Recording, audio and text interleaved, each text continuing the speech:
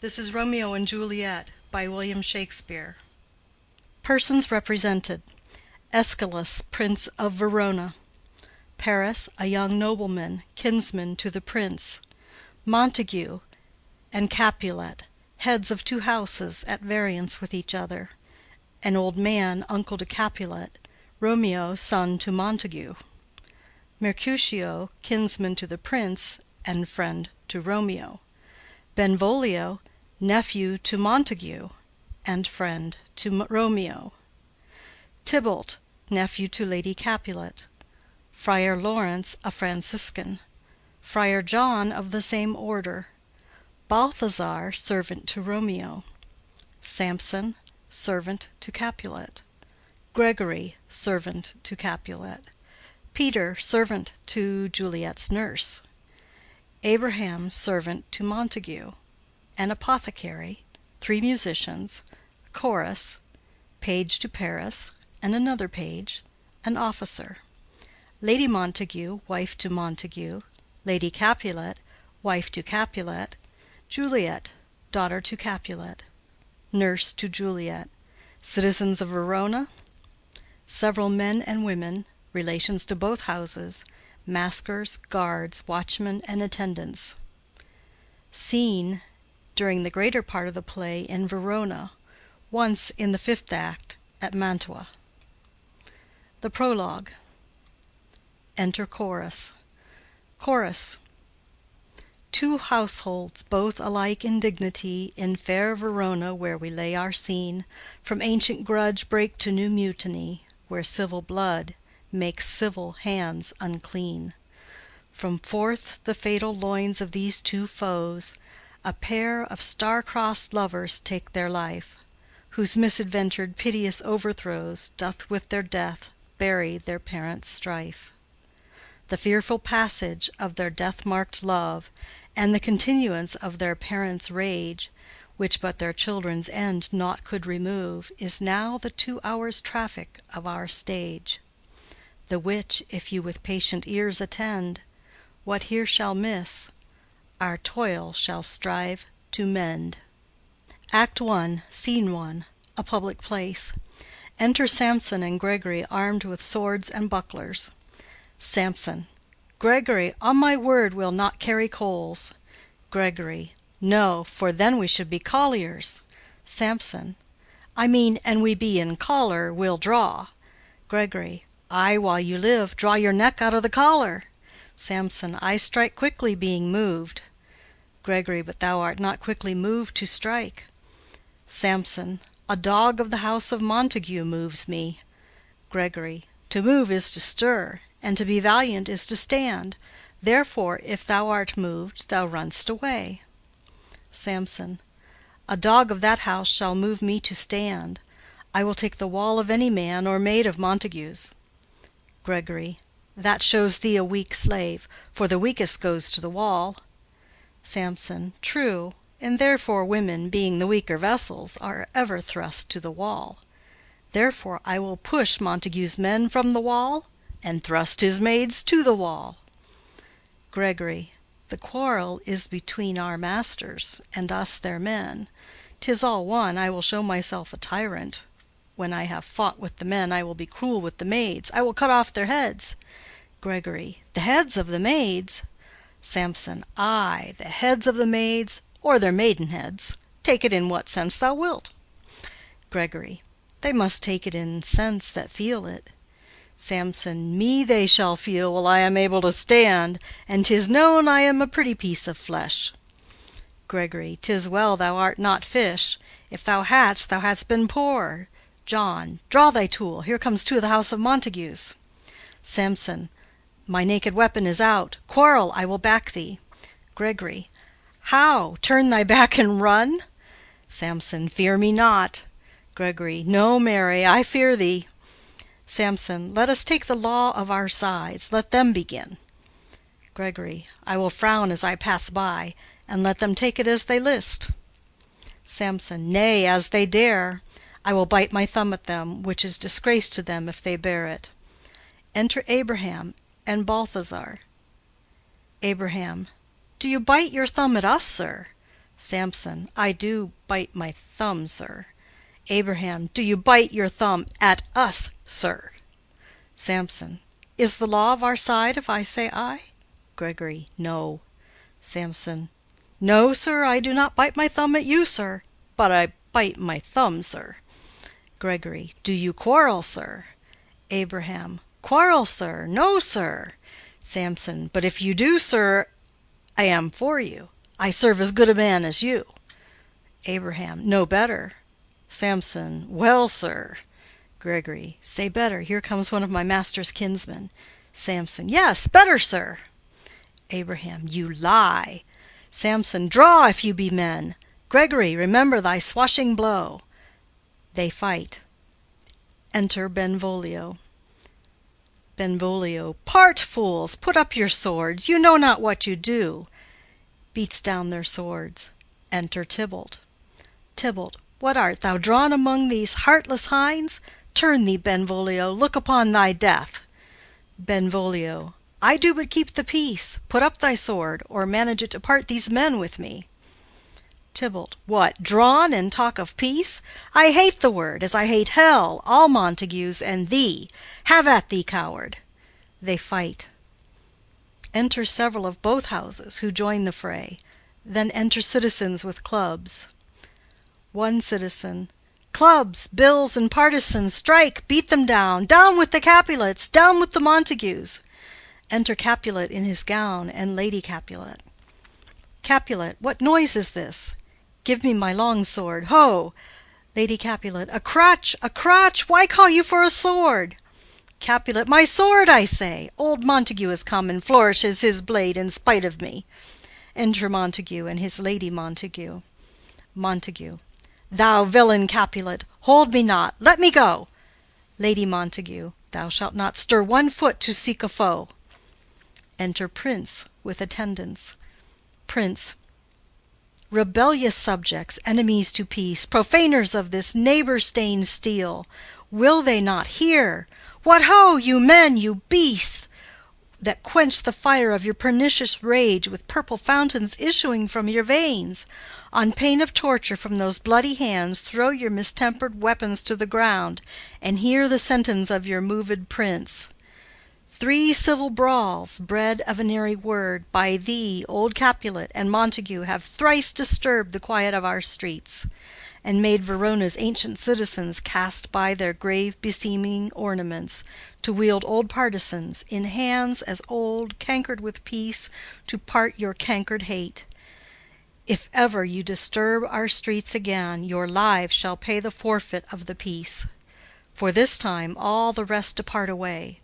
You, Capulet, shall go along with me, and Montague, come you this afternoon, to know our further pleasure in this case, to old Freetown, our common judgment place.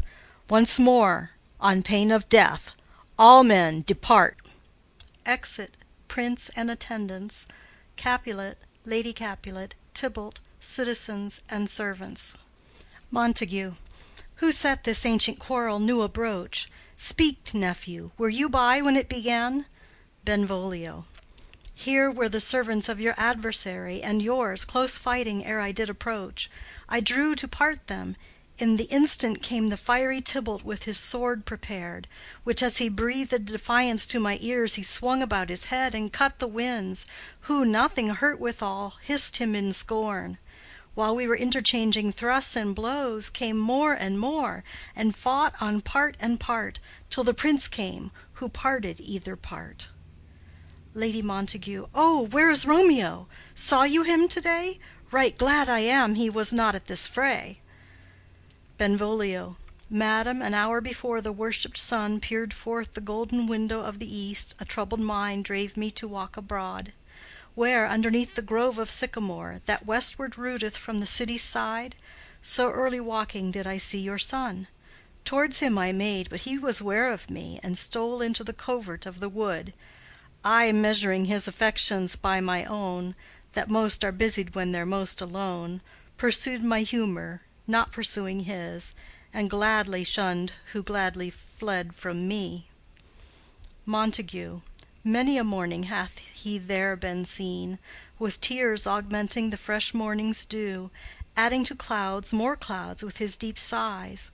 But all so soon as the all-cheering sun should in the farthest east begin to draw the shady curtains from Aurora's bed, away from light steals home my heavy son, and private in his chamber pens himself, shuts up his windows, locks fair daylight out, and makes himself an artificial night.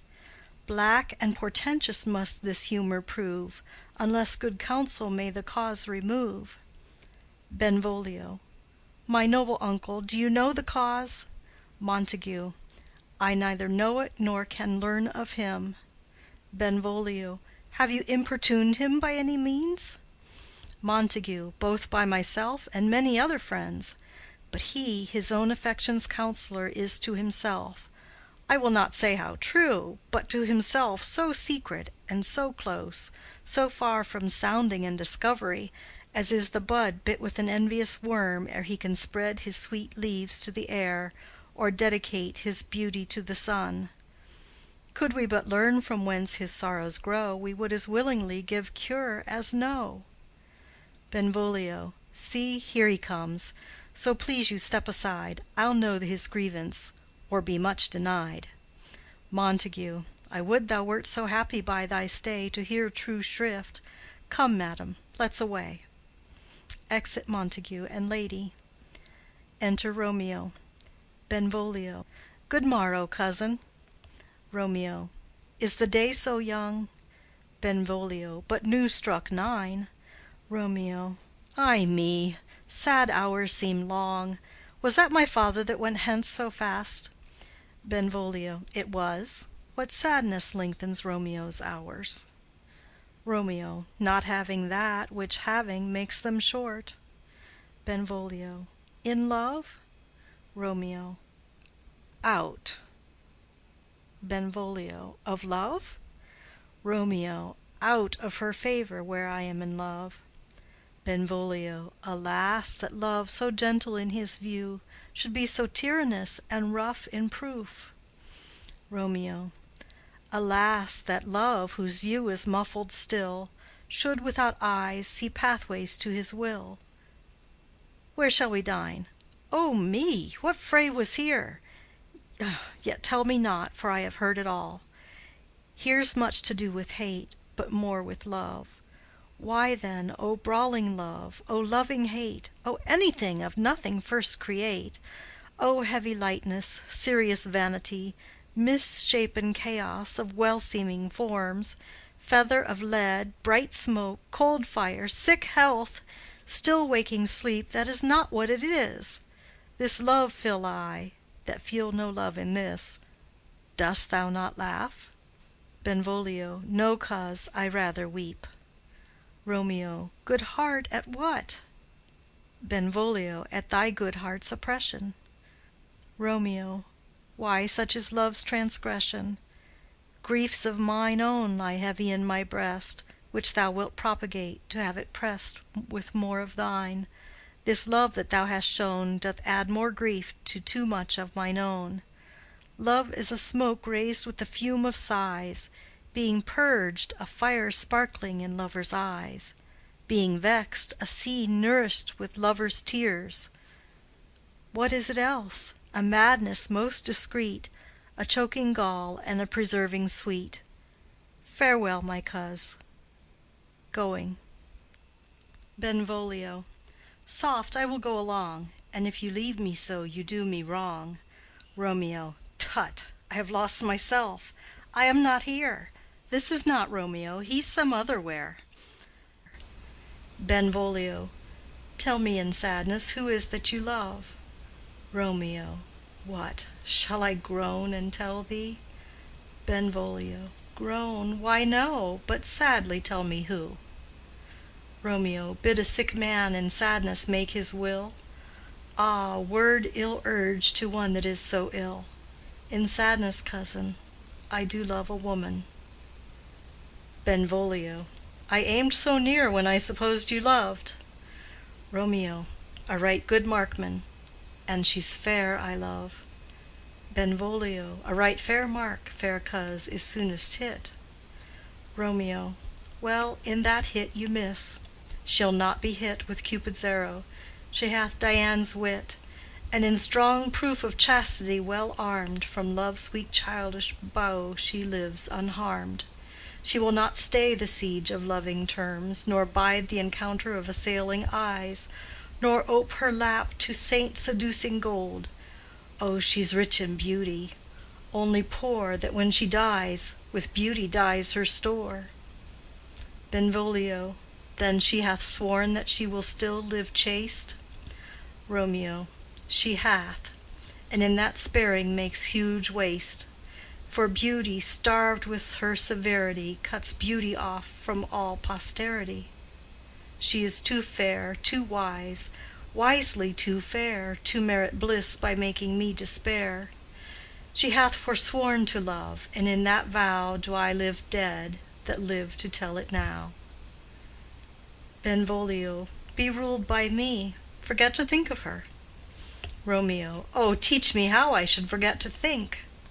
Benvolio. By giving liberty unto thine eyes. Examine other beauties. Romeo. 'Tis the way to call hers exquisite in question more. These happy masks that kiss fair ladies' brows, being black, puts us in mind they hide the fair. He that is struck and blind cannot forget the precious treasure of his eyesight lost. Show me a mistress that is passing fair. What doth her beauty serve but as a note where I may read who passed that passing fair? Farewell. Thou canst not teach me to forget. Benvolio. I'll pay that doctrine, or else die in debt. Exit. End of Scene 1. Scene 2. A street. Enter Capulet, Paris, and servant. Capulet. But Montague is bound as well as I, in penalty alike, and 'tis not hard, I think, for men so old as we to keep the peace. Paris. Of honorable reckoning are you both, and pity 'tis you lived at odds so long.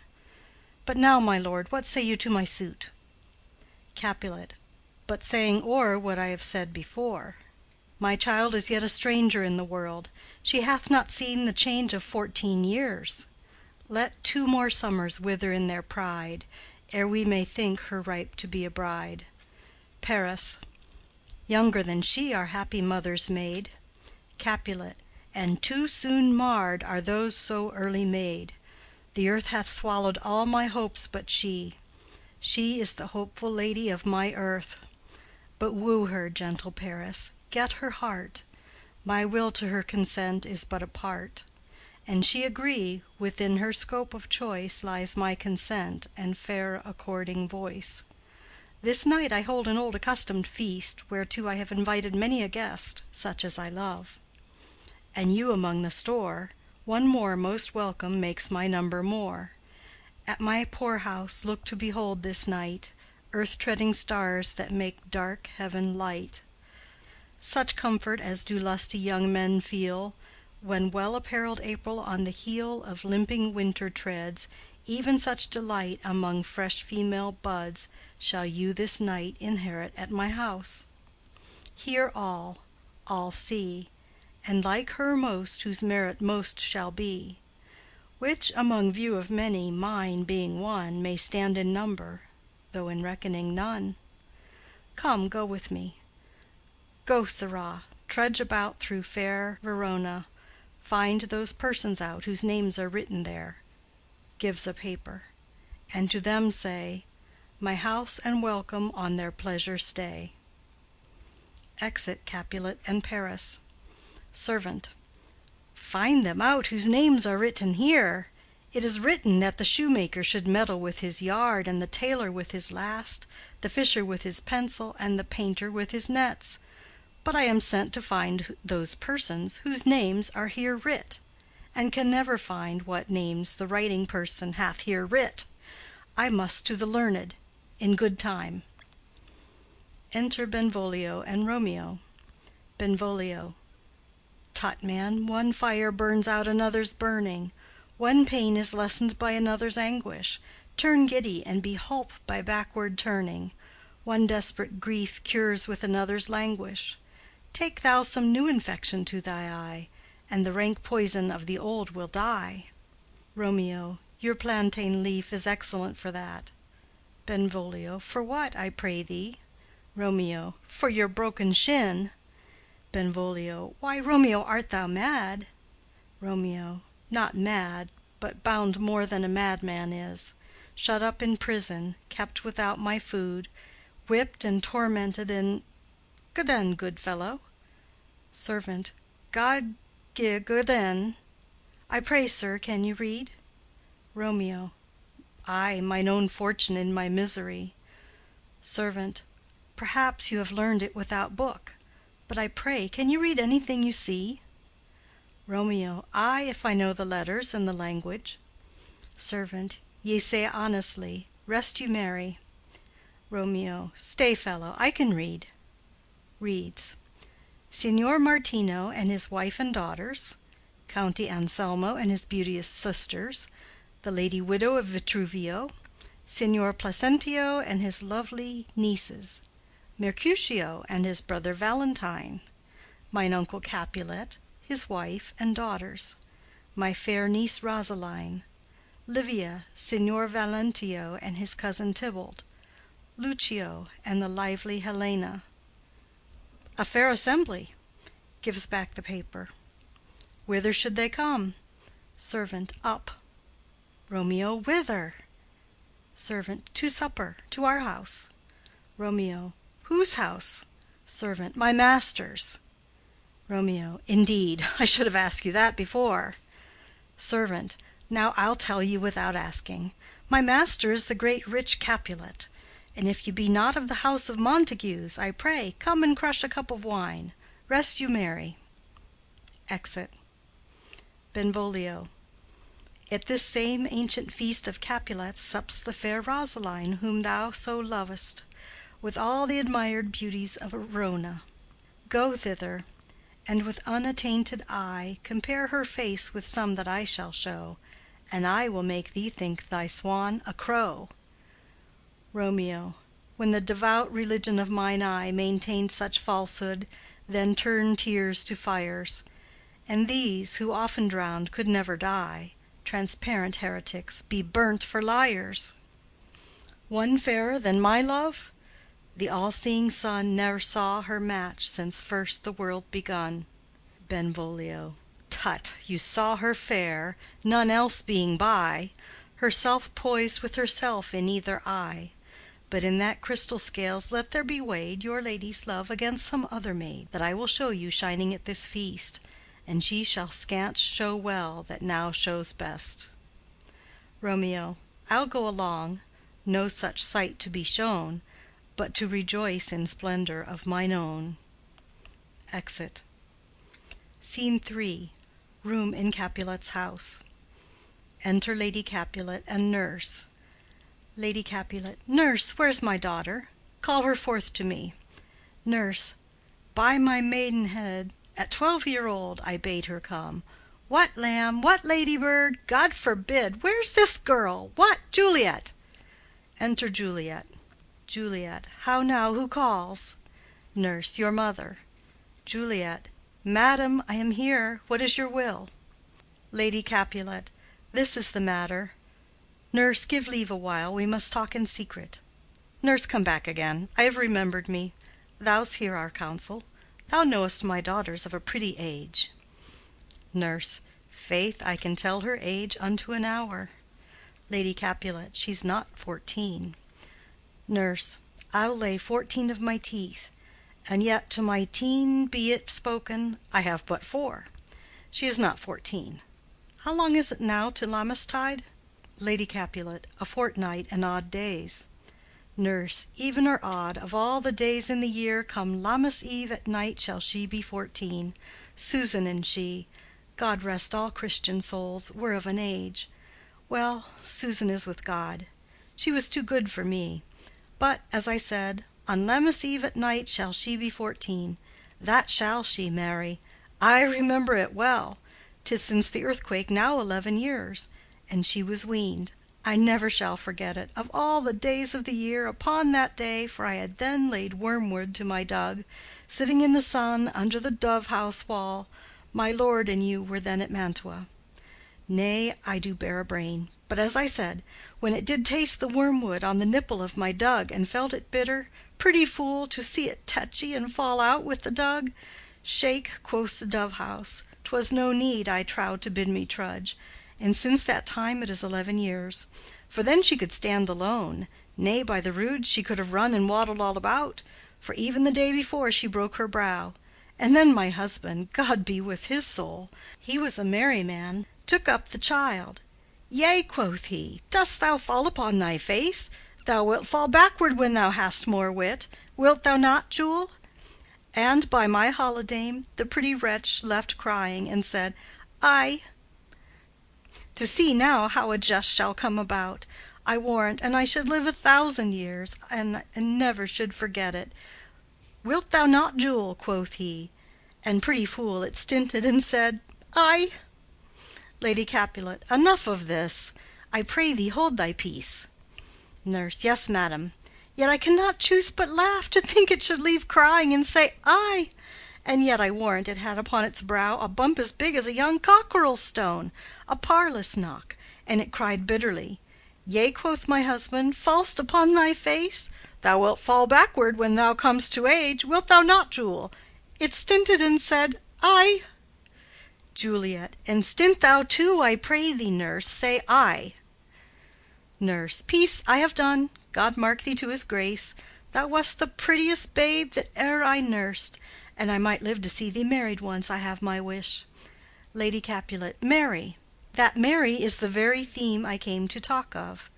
Tell me, daughter Juliet, how stands your disposition to be married? Juliet. It is an honor that I dream not of. Nurse. An honor?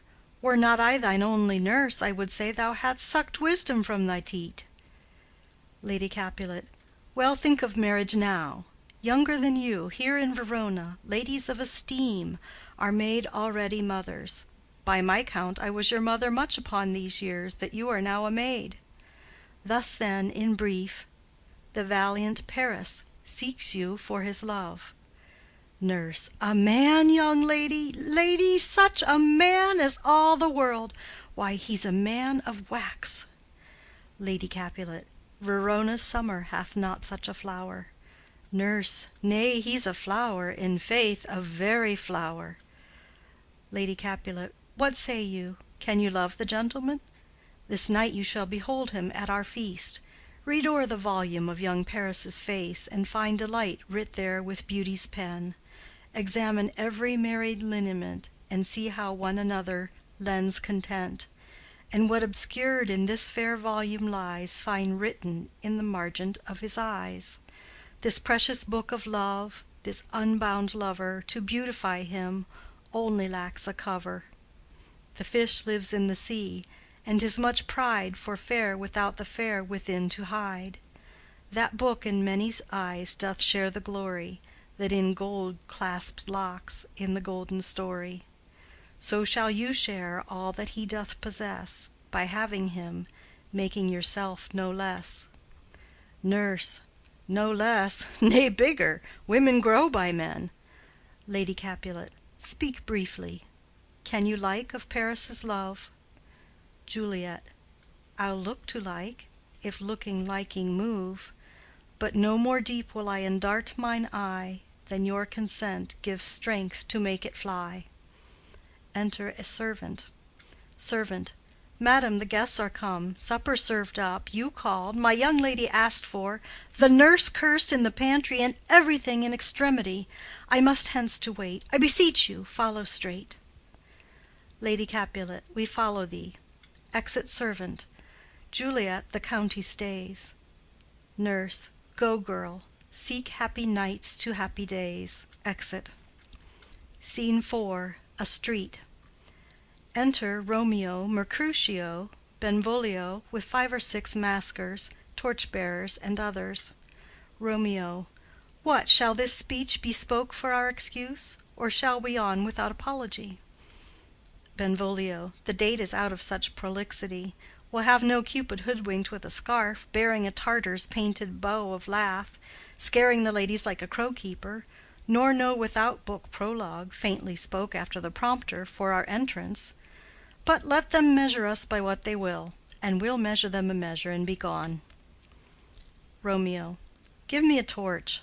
I am not for this ambling. Being but heavy, I'll bear the light. Mercutio. Nay, gentle Romeo, we must have you dance. Romeo. Not I, believe me. You have dancing shoes with nimble soles. I have a soul of lead, so stakes me to the ground I cannot move. Mercutio. You are a lover. Borrow Cupid's wings, and soar with them above a common bound.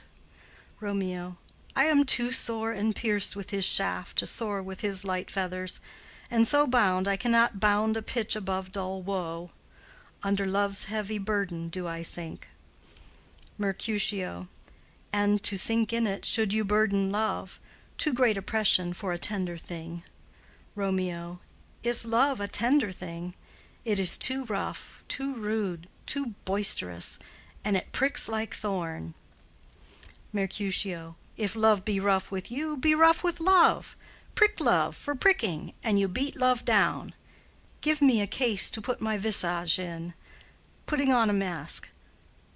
A vizard for a vizard. What care I what curious eye doth quote deformities? Here are the beetle brows, shall blush for me.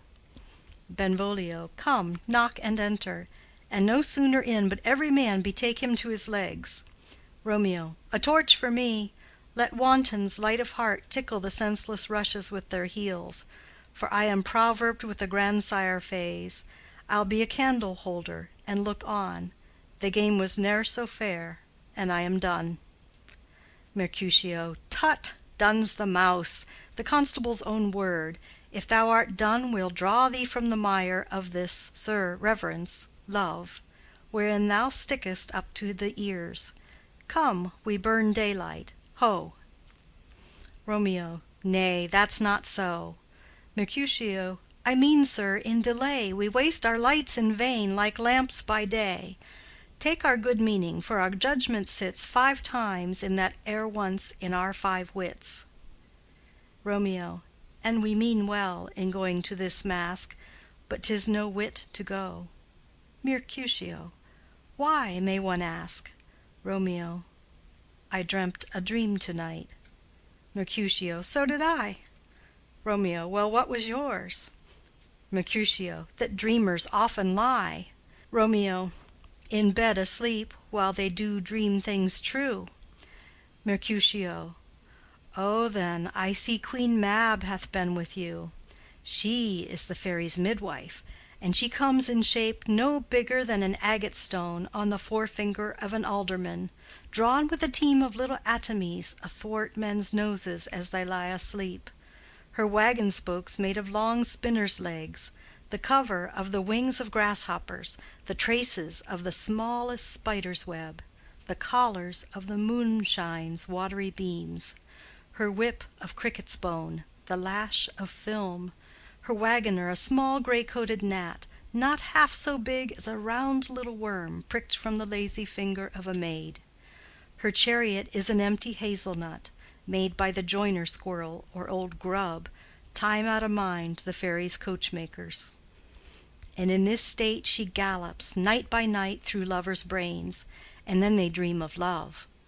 Or courtiers' knees that dream on courtesies straight, or lawyers' fingers who straight dream on fees, or ladies' lips who straight on kisses dream, which oft the angry Mab with blisters plagues, because their breaths with sweetmeats tainted are. Sometimes she gallops o'er a courtier's nose, and then dreams he of smelling out a suit. And sometimes comes she with a tithe-pig's tail, tickling a parson's nose as he lies asleep. Then dreams he of another benefice. Sometimes she driveth o'er a soldier's neck, and then dreams he of cutting foreign throats, of breeches, ambuscados, Spanish blades, of health's 5 fathom deep, and then anon drums in his ear, at which he starts and wakes, and being thus frightened swears a prayer or two, and sleeps again.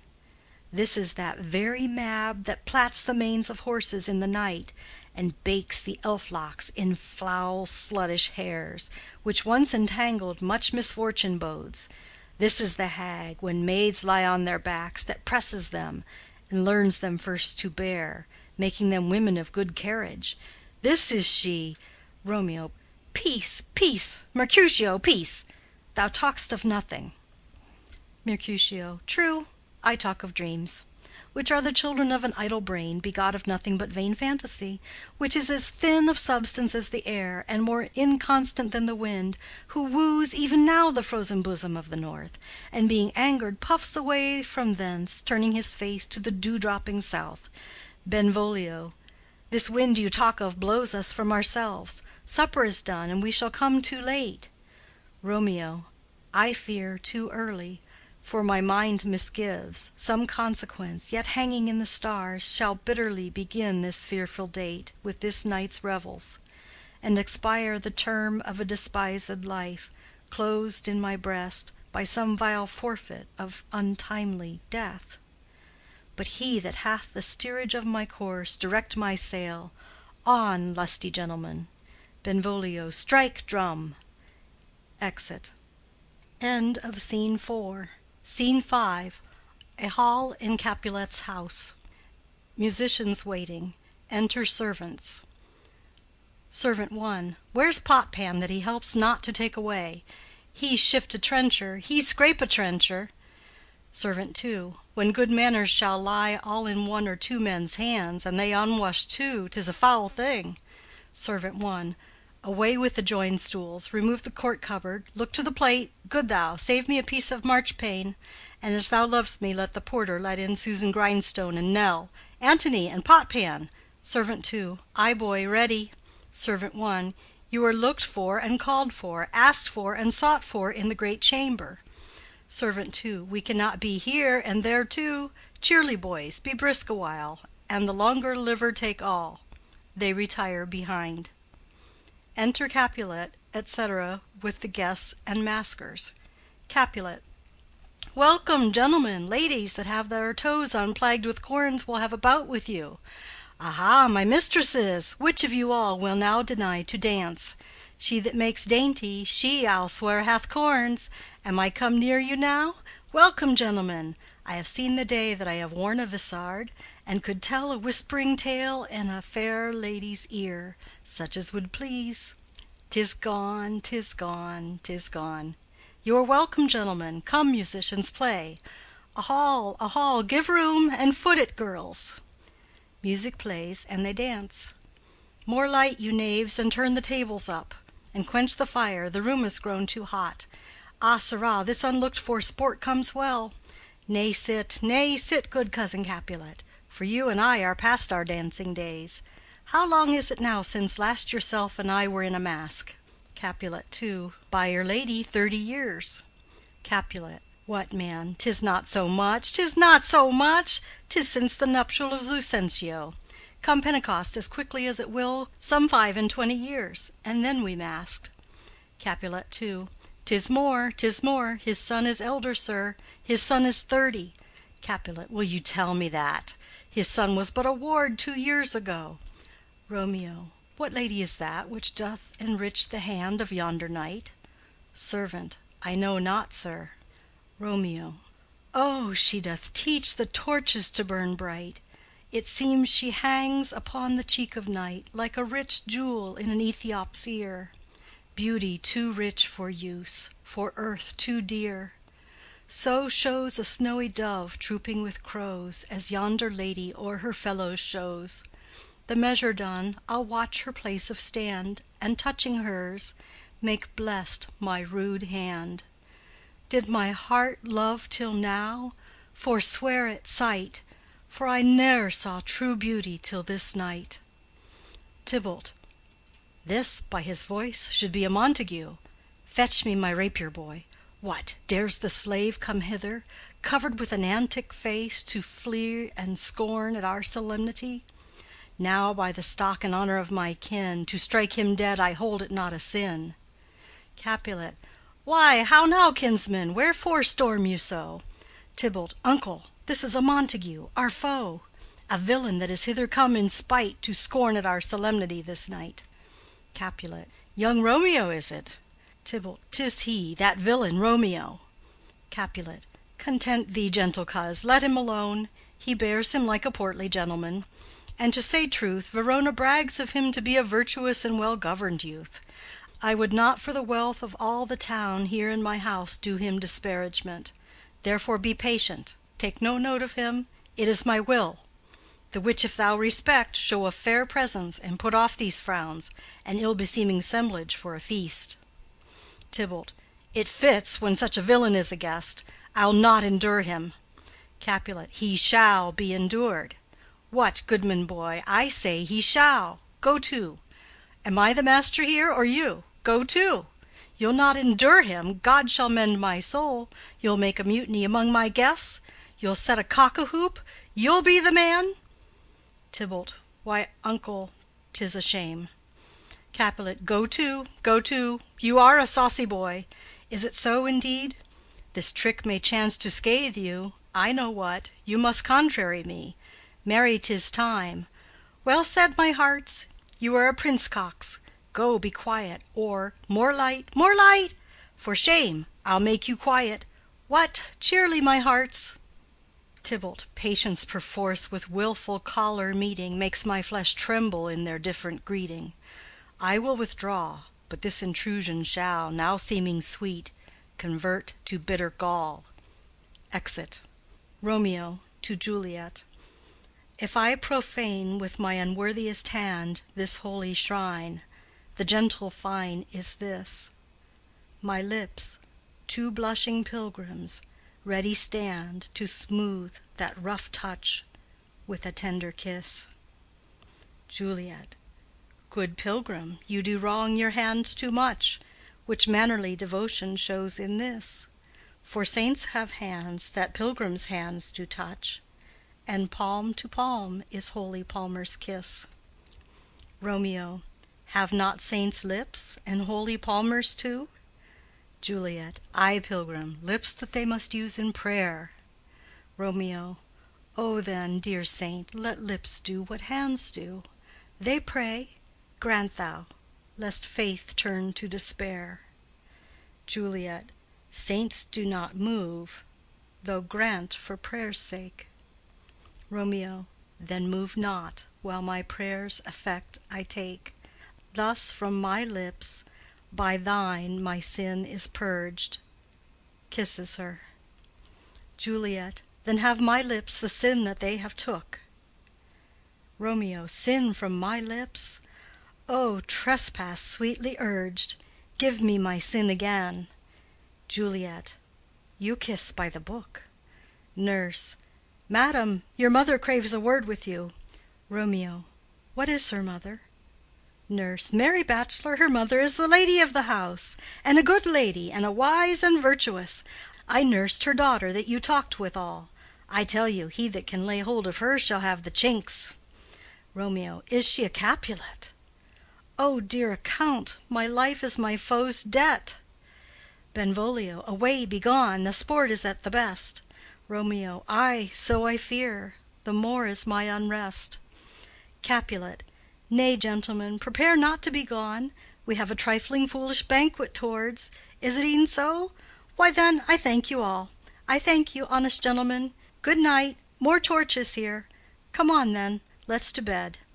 Ah, sirrah, to second Capulet. By my fay, it waxes late. I'll to my rest. Exit all but Juliet and nurse. Juliet. Come hither, nurse. What is yon gentleman? Nurse. The son and heir of old Tiberio. Juliet. What's he that now is going out of door? Nurse. Marry, that I think be young Petruchio. Juliet. What's he that follows there, that would not dance? Nurse. I know not. Juliet. Go ask his name. If he be married, my grave is like to be my wedding bed. Nurse. His name is Romeo, and a Montague, the only son of your great enemy. Juliet. My only love, sprung from my only hate, too early seen unknown, and known too late. Prodigious birth of love it is to me that I must love a loathed enemy.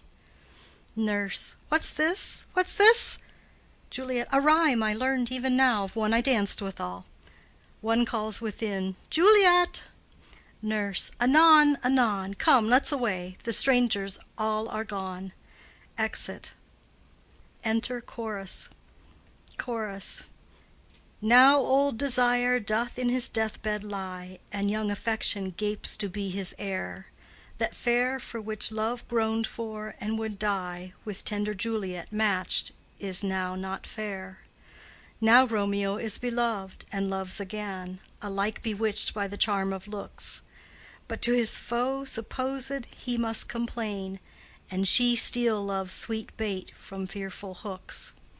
Being held a foe, he may not have access to breathe such vows as lovers used to swear. And she as much in love, her means much less to meet her new beloved anywhere. But passion lends them power, time means to meet, tempering extremities with extreme sweet. Exit. End of Scene 5. End of Act 1. This is Romeo and Juliet by William Shakespeare. Act 2, Scene 1.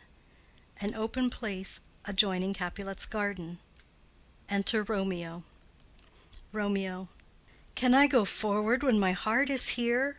Turn back, dull earth, and find thy centre out. He climbs the wall and leaps down within it. Enter Benvolio and Mercutio. Benvolio. Romeo! My cousin, Romeo! Mercutio. He is wise, and on my life hath stolen him home to bed. Benvolio. He ran this way, and leaped this orchard wall. Call, good Mercutio. Mercutio. Nay, I'll conjure too. Romeo, humors, madman, passion, lover! Appear thou in the likeness of a sigh, speak but one rhyme, and I am satisfied. Cry but ah me, pronounce but love and dove, speak to my gossip Venus one fair word, one nickname for her purblind son and heir, young auburn Cupid, he that shot so trim, when King Cophetua loved the beggar maid. He heareth not, he stirreth not, he moveth not. The ape is dead, and I must conjure him. I conjure thee by Rosaline's bright eyes, by her high forehead and her scarlet lip, by her fine foot, straight leg, and quivering thigh, and the domains that there adjacent lie, that in thy likeness thou appear to us. Benvolio. And if he hear thee, thou wilt anger him. Mercutio. This cannot anger him. 'Twould anger him to raise a spirit in his mistress's circle, of some strange nature, letting it there stand till she had laid it and conjured it down. That were some spite. My invocation is fair and honest, and in his mistress's name I conjure only but to raise him up. Benvolio. Come, he hath hid himself among these trees, to be consorted with the humorous night. Blind is his love, and best befits the dark. Mercutio. If love be blind, love cannot hit the mark. Now will he sit under a medlar tree, and wish his mistress were that kind of fruit as maids call medlars when they laugh alone. Romeo, good night. I'll to my truckle bed. This field bed is too cold for me to sleep. Come, shall we go? Benvolio. Go then, for 'tis in vain to seek him here that means not to be found. Exit. Scene 2. Capulet's garden. Enter Romeo. Romeo. He jests at scars that never felt a wound. Juliet appears above at a window. But soft! What light through yonder window breaks? It is the east, and Juliet is the sun. Arise, fair sun, and kill the envious moon, who is already sick and pale with grief, that thou, her maid, art far more fair than she. Be not her maid, since she is envious. Her vestal livery is but sick and green, and none but fools do wear it. Cast it off. It is my lady. Oh, it is my love. Oh, that she knew she were. She speaks, yet she says nothing. What of that? Her eye discourses. I will answer it. I am too bold. 'Tis not to me she speaks. Two of the fairest stars in all the heaven having some business, do entreat her eyes to twinkle in their spheres till they return. What if her eyes were there, they in her head? The brightness of her cheek would shame those stars, as daylight doth a lamp. Her eyes in heaven would through the airy region stream so bright, that birds would sing and think it were not night. See how she leans her cheek upon her hand. Oh, that I were a glove upon that hand, that I might touch that cheek. Juliet. Ah me! Romeo. She speaks. Oh, speak again, bright angel, for thou art as glorious to this night, being o'er my head, as is a winged messenger of heaven unto the white upturned wondering eyes of mortals that fall back to gaze on him when he bestrides the lazy pacing clouds and sails upon the bosom of the air. Juliet. O Romeo, Romeo! Wherefore art thou Romeo? Deny thy father, and refuse thy name. Or if thou wilt not, be but sworn my love, and I'll no longer be a Capulet. Romeo aside. Shall I hear more, or shall I speak at this? Juliet. 'Tis but thy name that is my enemy. Thou art thyself, though not a Montague. What's Montague? It is nor hand, nor foot, nor arm, nor face, nor any other part belonging to a man. Oh, be some other name. What's in a name? That which we call a rose by any other name would smell as sweet. So Romeo would, were he not Romeo called, retain that dear perfection which he owes without that title. Romeo, doff thy name, and for that name, which is no part of thee, take all myself. Romeo. I take thee at thy word. Call me but love, and I'll be new baptized. Henceforth I never will be Romeo. Juliet. What man art thou, that thus bescreened in night so stumblest on my counsel? Romeo. By a name I know not how to tell thee who I am. My name, dear saint, is hateful to myself, because it is an enemy to thee. Had I it written, I would tear the word. Juliet. My eyes have not yet drunk 100 words of that tongue's utterance, yet I know the sound. Art thou not Romeo, and a Montague? Romeo. Neither, fair saint, if either thee dislike. Juliet. How camest thou hither? Tell me, and wherefore? The orchard walls are high and hard to climb, and the place death, considering who thou art, if any of my kinsmen find thee here. Romeo. With love's light wings did I o'erperch these walls, for stony limits cannot hold love out. And what love can do, that dares love attempt. Therefore thy kinsmen are no let to me. Juliet. If they do see thee, they will murder thee. Romeo. Alack, there lies more peril in thine eye than 20 of their swords. Look thou but sweet, and I am proof against their enmity. Juliet. I would not for the world they saw thee here. Romeo. I have night's cloak to hide me from their sight, and but thou love me, let them find me here. My life were better ended by their hate than death prorogued wanting of thy love. Juliet. By whose direction foundst thou out this place? Romeo. By love, that first did prompt me to inquire. He lent me counsel, and I lent him eyes. I am no pilot, yet wert thou as far as that vast shore washed with the furthest sea, I would venture for such merchandise. Juliet. Thou knowest the mask of night is on my face, else would a maiden blush bepaint my cheek for that which thou hast heard me speak to-night. Fain would I dwell on form, fain deny what I have spoke. But farewell compliment. Dost thou love me? I know thou wilt say aye, and I will take thy word. Yet if thou swearest, thou mayst prove false. At lovers' perjuries they say Jove laughs. O gentle Romeo, if thou dost love, pronounce it faithfully, or if thou thinkest I am too quickly won, I'll frown and be perverse and say thee nay, so thou wilt woo. But else not for the world. In truth, fair Montague, I am too fond, and therefore thou mayst think my haviour light. But trust me, gentleman, I'll prove more true than those that have more cunning to be strange. I should have been more strange, I must confess, but that thou overheardst ere I was ware my true love passion. Therefore pardon me, and not impute this yielding to light love, which the dark night hath so discovered. Romeo. Lady, by yonder blessed moon I swear, that tips with silver all these fruit tree tops. Juliet. Oh, swear not by the moon, the inconstant moon, that monthly changes in her circled orb, lest that thy love prove likewise variable. Romeo. What shall I swear by? Juliet. Do not swear at all. Or if thou wilt, swear by thy gracious self, which is the god of my idolatry, and I'll believe thee. Romeo. If my heart's dear love— Juliet. Well, do not swear. Although I joy in thee, I have no joy of this contract to-night.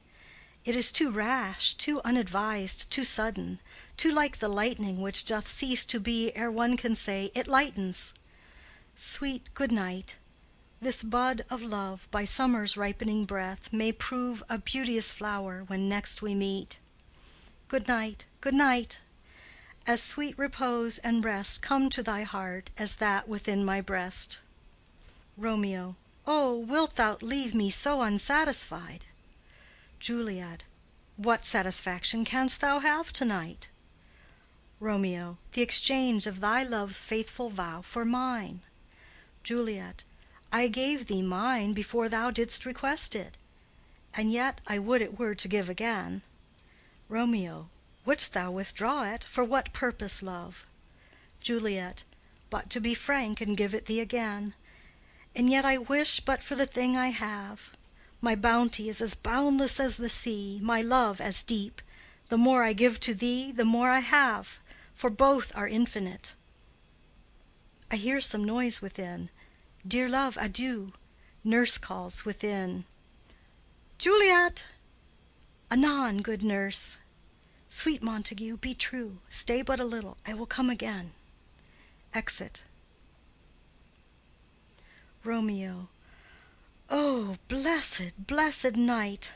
I am afeard being in night, all this is but a dream, too flattering sweet to be substantial. Enter Juliet above. Juliet. 3 words, dear Romeo, and good night indeed. If that thy bent of love be honorable, thy purpose marriage, send me word to-morrow by one that I'll procure to come to thee, where and what time thou wilt perform the rite, and all my fortunes at thy foot I'll lay, and follow thee, my lord, throughout the world.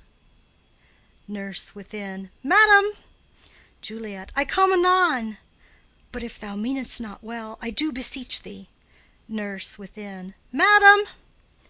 Juliet. By and by I come. To cease thy suit and leave me to my grief, to-morrow I will send. Romeo. So thrive my soul. Juliet. 1,000 times good night. Exit. Romeo. 1,000 times the worse to want thy light.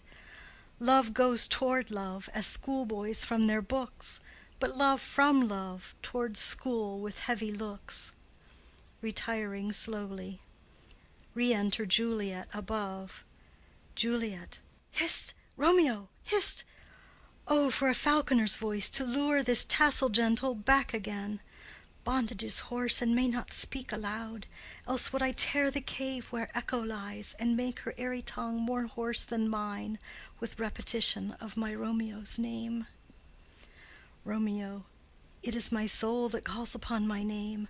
How silver sweet sound lovers' tongues by night, like softest music to attending ears. Juliet. Romeo! Romeo. My dear. Juliet. At what o'clock to-morrow shall I send to thee? Romeo.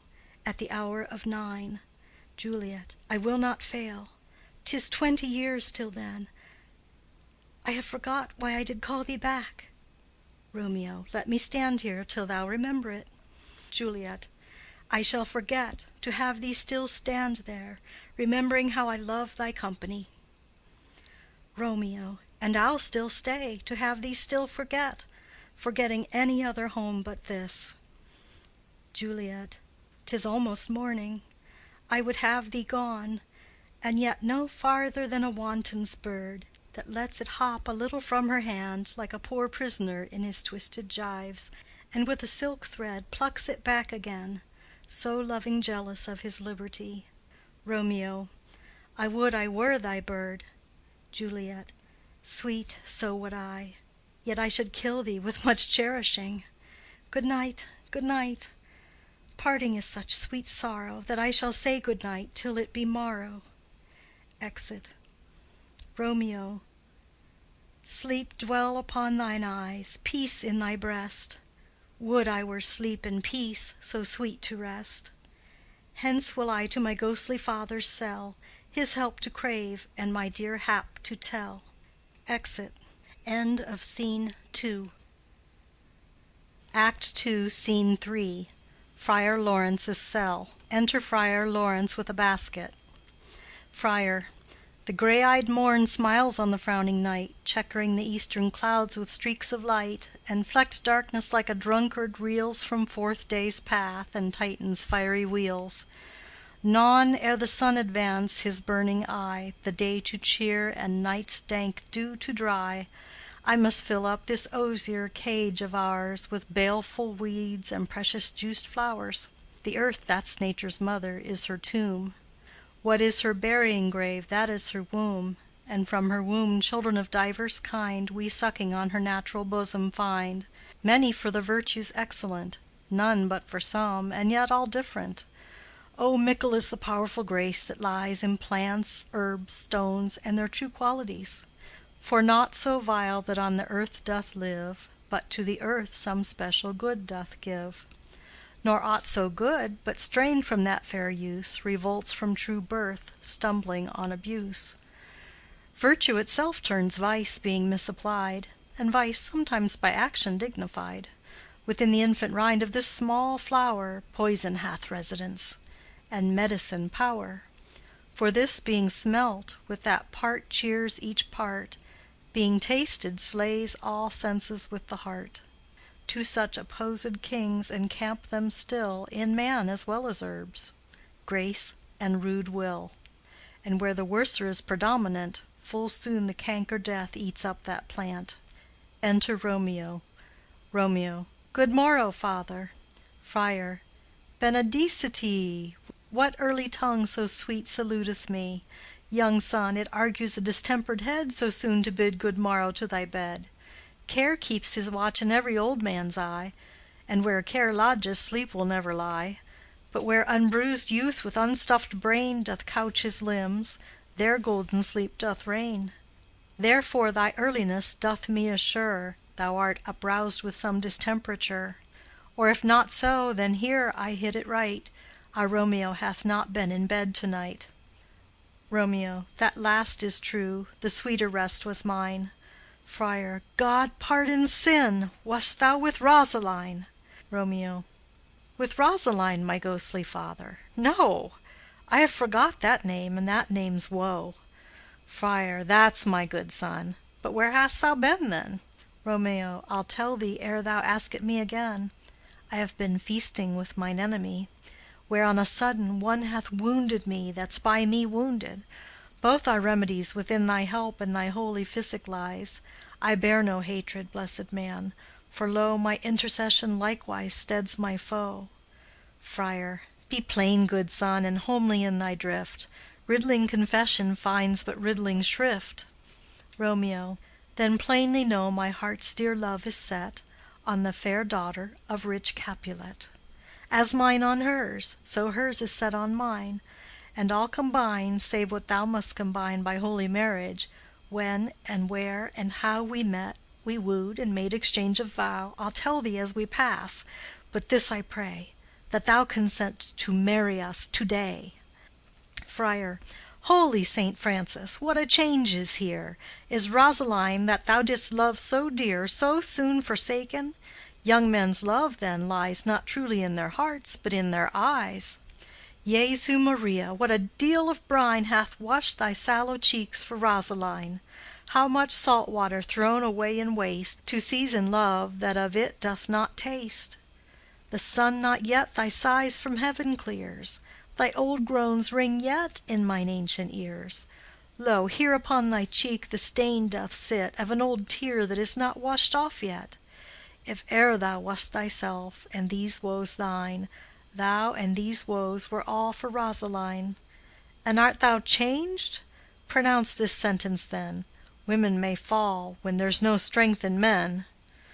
Romeo. Thou chidest me oft for loving Rosaline. Friar. For doting, not for loving, pupil mine. Romeo. And bad'st me bury love.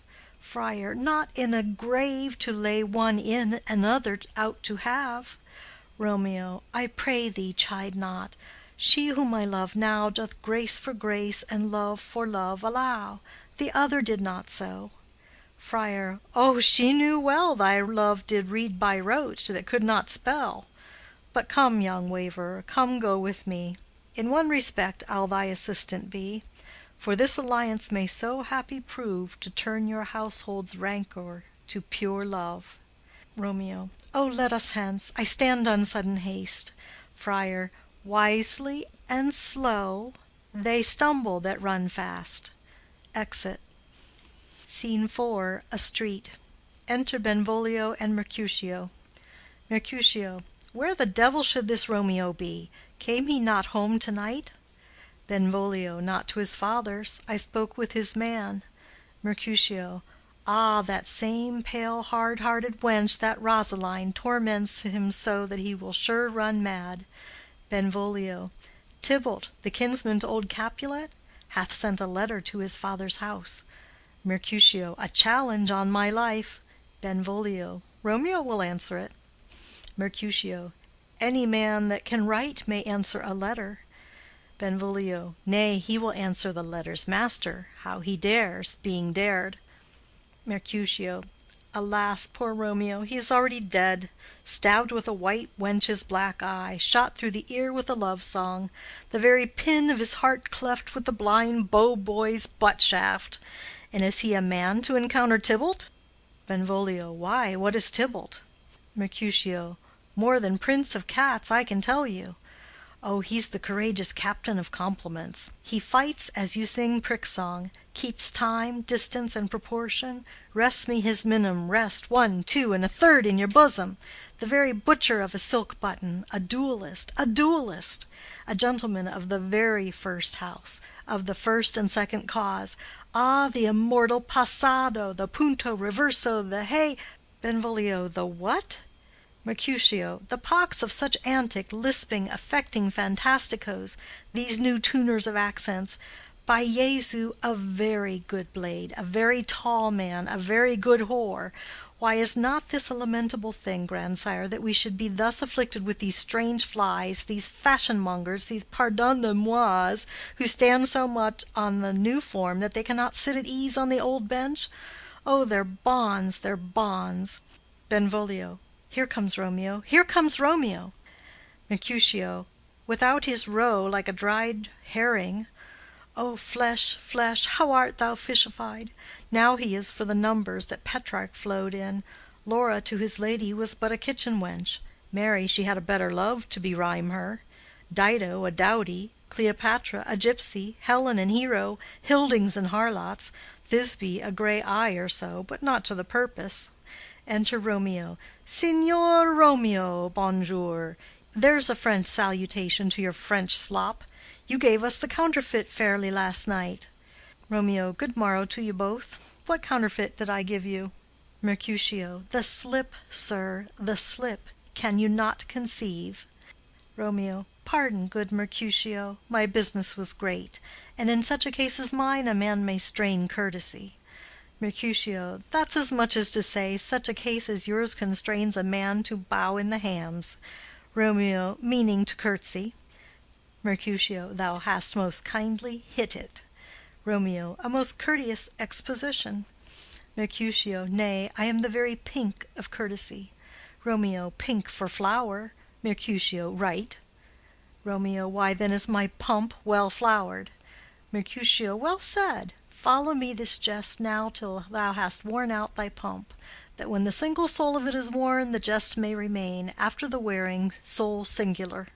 Romeo. O single-souled jest, solely singular for the singleness. Mercutio. Come between us, good Benvolio, my wits faint. Romeo. Swits and spurs, or I'll cry a match. Mercutio.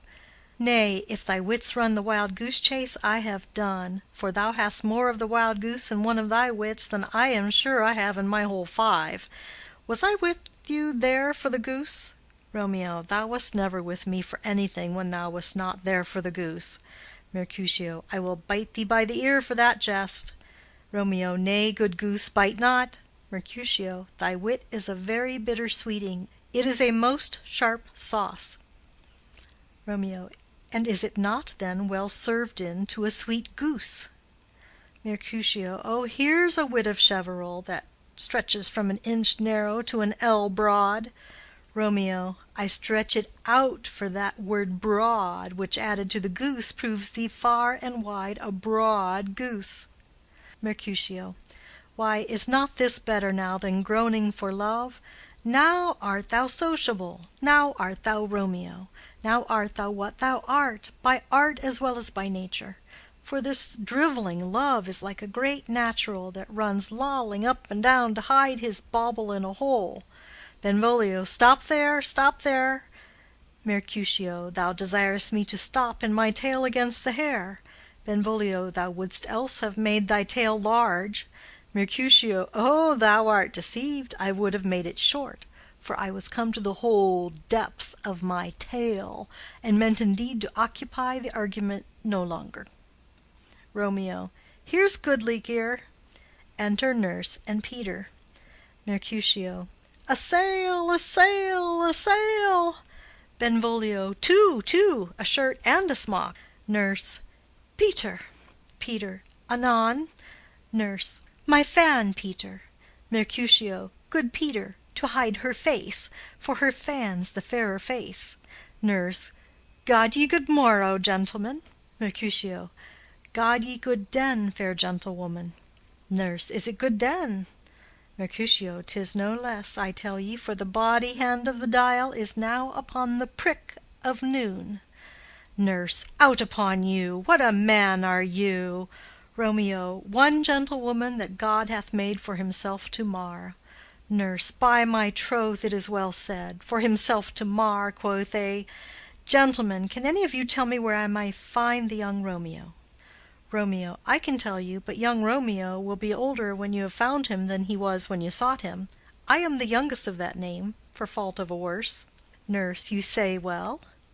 Mercutio. Yea, is the worst well? Very well took, in faith, wisely, wisely. Nurse. If you be he, sir, I desire some confidence with you. Benvolio. She will invite him to some supper. Mercutio. Abod, abod, abod, so ho. Romeo. What hast thou found? Mercutio. No hare, sir, unless a hare, sir, in a Lenten pie that is something stale and hoar ere it be spent. He sings. An old hare whore is very good meat in Lent, but a hare that is hoar is too much for a score when it whores ere it be spent. Romeo. Will you come to your father's? We'll to dinner thither. Romeo. I will follow you. Mercutio. Farewell, ancient lady, farewell. Lady, lady, lady. Exit Mercutio and Benvolio. Nurse. Marry, farewell. I pray you, sir, what saucy merchant was this that was so full of his ropery? Romeo. A gentleman, nurse, that loves to hear himself talk, and will speak more in a minute than he will stand to in a month. Nurse. An he speak anything against me, I'll take him down, and I were lustier than he is, and 20 such jacks, and if I cannot, I'll find those that shall. Scurvy knave! I am none of his flirt gills, I am none of his skeins mates, and thou must stand by too, and suffer every knave to use me at his pleasure. Peter, I saw no man use you at his pleasure. If I had, my weapon should quickly have been out, I warrant you. I dare draw as soon as any other man, if I see occasion, in a good quarrel, and the law is on my side. Nurse. Now, afore God, I am so vexed that every part about me quivers. Scurvy knave! Pray you, sir, a word. And as I told you, my young lady bid me inquire you out.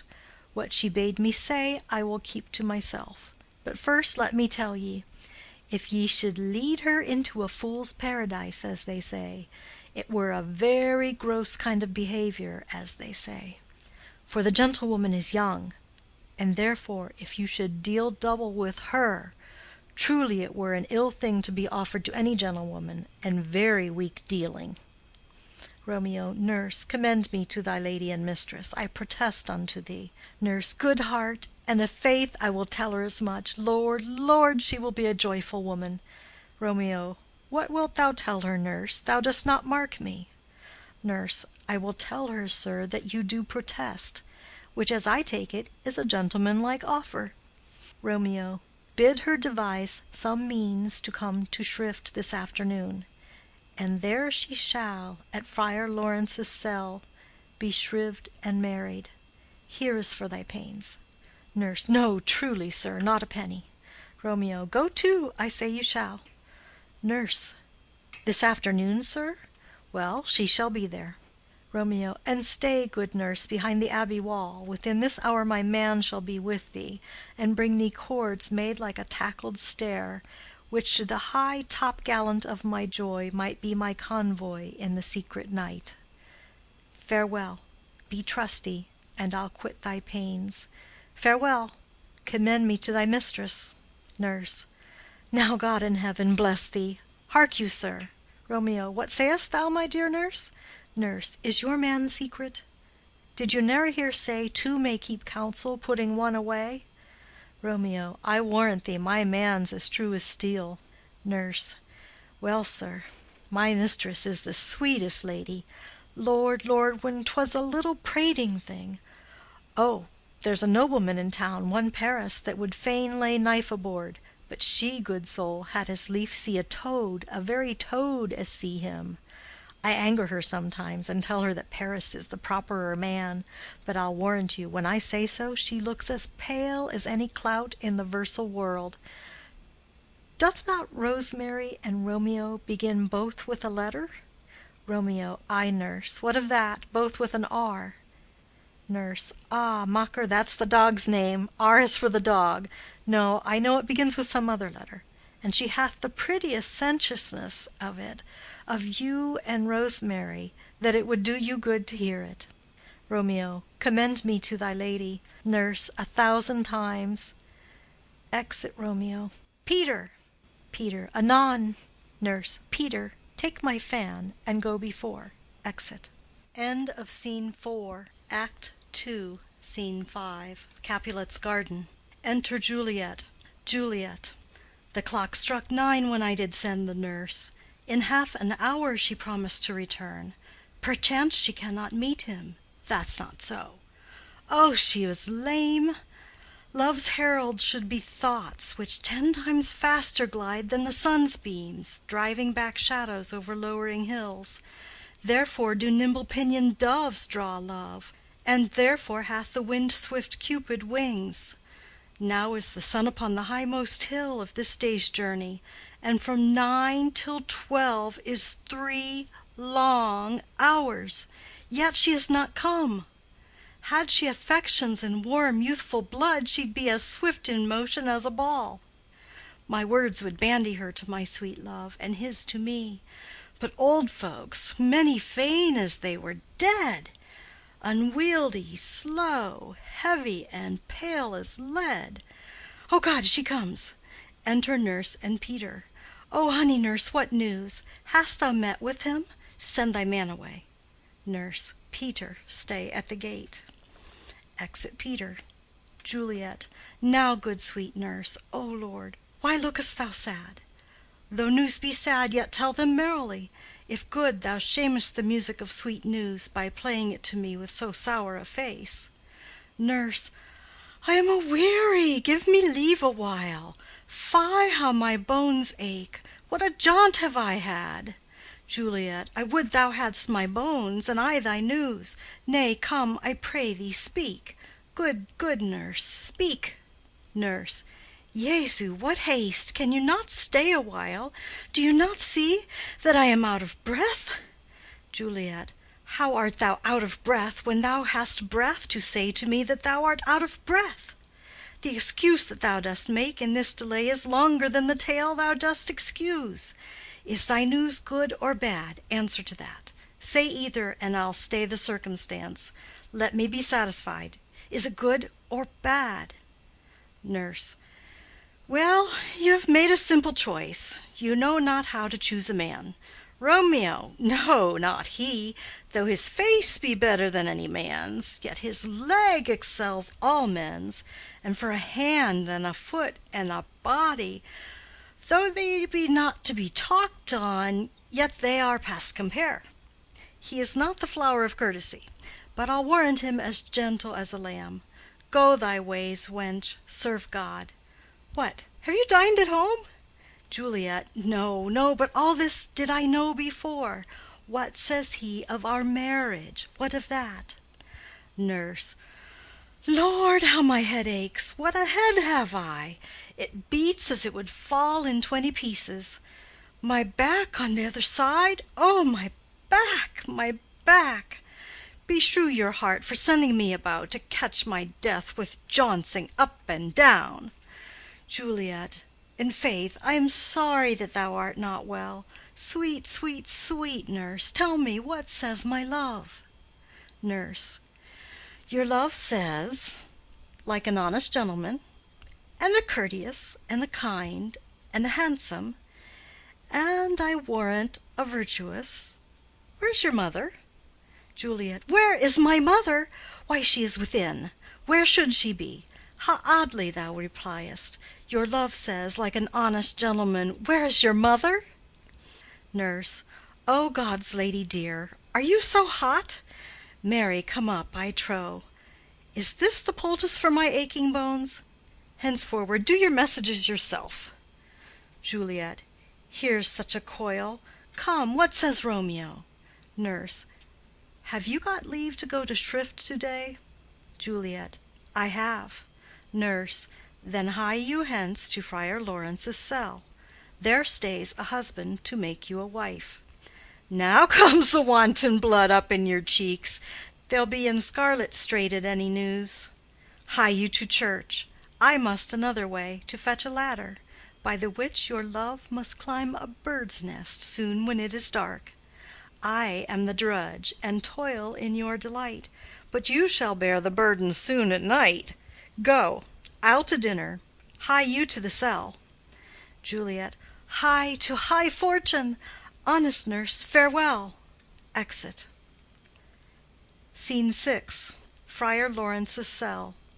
Enter Friar Lawrence and Romeo. Friar. So smile the heavens upon this holy act, that after hours with sorrow chide us not. Romeo. Amen, amen. But come what sorrow can, it cannot countervail the exchange of joy that one short minute gives me in her sight.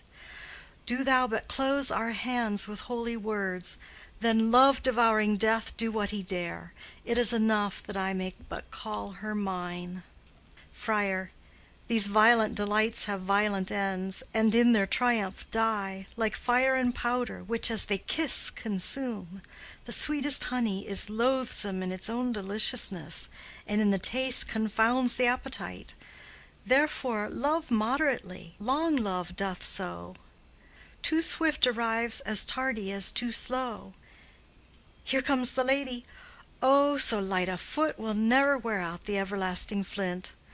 A lover may bestride the gossamer that idles in the wanton summer air, and yet not fall.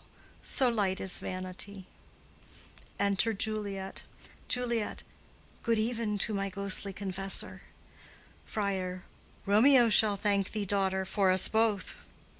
Juliet. As much to him, else is his thanks too much. Romeo.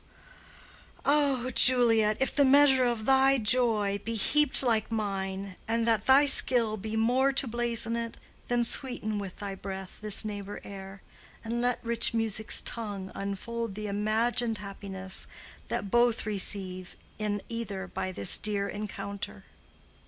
Juliet. Conceit, more rich in matter than in words, brags of his substance, not of ornament. They are but beggars that can count their worth. But my true love is grown to such excess I cannot sum up sum of half my wealth. Friar.